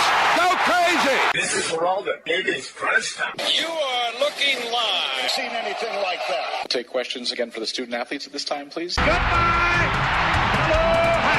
What's happening, big dog? How you doing? Is this thing working? It's obviously crunch time. Hammer, nail, coffin. This baby is over. Woo! Woo! Time for Taco Bell Crunch Time. Taco Bell, home of the crispy tortilla chips, topped with a double portion of either seasoned beef or shredded chicken plus refried beans, nacho cheese sauce, reduced fat sour cheese blend, Nachos Bel Grande, heaping portion of chips topped with ground beef, tomatoes, beans, nacho cheese sauce, and a dollop of sour cream. Taco Bell, home to great food you get on your way home real fast, and they bring you crunch time every day. Dave, I learned today that I don't necessarily hate the extra inning rule, kind of patient with it for this year, but I do not want to see it come playoff time. Playoff time, World Series, we play real baseball. What'd you learn? I like that point. It reminds me in hockey how they do the overtime differently than they do when it comes to playoff time. And maybe that's exactly the way it should be with baseball and putting a guy on second base in extra innings. I learned today that the Nevada sportsbooks had something happen to them for the first time since July of 2013. The Nevada sportsbooks lost money for the first time in a month I hate that. since then. That's so bad. And part of the reason why people aren't doing college or NFL football futures because they don't know if there's any kind of future games, and so no one is betting the futures, and that's what cost the Nevada sportsbooks. Could have done without the NBA wanting to rein in Michael Porter of the Denver Nuggets for his coronavirus conspiracy theories. I categorically disagree with Michael Porter's premise on the virus. I don't think it's any conspiracy. I don't think it's any population decrease that they're involved in. But I do disagree with him being, quote, spoken to by the team and it being addressed. There's no need to muzzle him, and the more they say they won't muzzle him, they are in effect muzzling Michael Porter. In this day and age when Greg Popovich and Steve Kerr and LeBron can comment on everything and make any accusation about anybody they don't like, but they're going to rein in Michael Porter on an untidy issue. I disagree with him on it, but he's got every right to voice it. It may be dumb, but he can voice it. Well, you're allowed to be dumb. That was, I think, not the league that did that, by the way. That was the team. The Nuggets. The Nuggets themselves, their president, not their coach, their president. And honestly, I think their president likes Michael Porter, and I think he brought Michael Porter in to say, why are you showing people you're such an idiot? That's what I think that was all about. But you can be an idiot. It's allowable. You are allowed. But Brad, if I think you said something that was stupid or irresponsible, you never have. But because I like you, I might say, man, what are you doing? Don't do that. That's wrong. It's just. But he may really believe that. I mean, I disagree with him. I think it's crazy talk. It is crazy talk. I could have done without this story. The external review on Iowa football is in, and the investigation shows there was racial bias and bullying in the Iowa football program. They've already said they're going to change the culture, but there's at least 3 coaches, and I'm not sure they totally targeted Kirk Ferentz, but there's 3 coaches still on the staff that were there. I don't see how he gets through this. He's been there 21 years, and this has been going on for a long time under his watch. Keeping a close eye tonight on basketball that's underway as we speak. Go Jazz, beat Zion, right? There you go. And then the Clips and the Lakers, WGC News. Grizzlies on restart bubble eve in Orlando. Rays and Braves should be good. Padres at Giants late. The Padres have lost 2 games that they gift-wrapped, both of them in late innings last night. Grandson of Yaz did them in for the Giants. I love that. I do. Hey, there is a new documentary out that was co-produced by Michael Phelps. It's an HBO documentary, and it's called The Weight of Gold. And they have several former Olympic champions, gold medalists.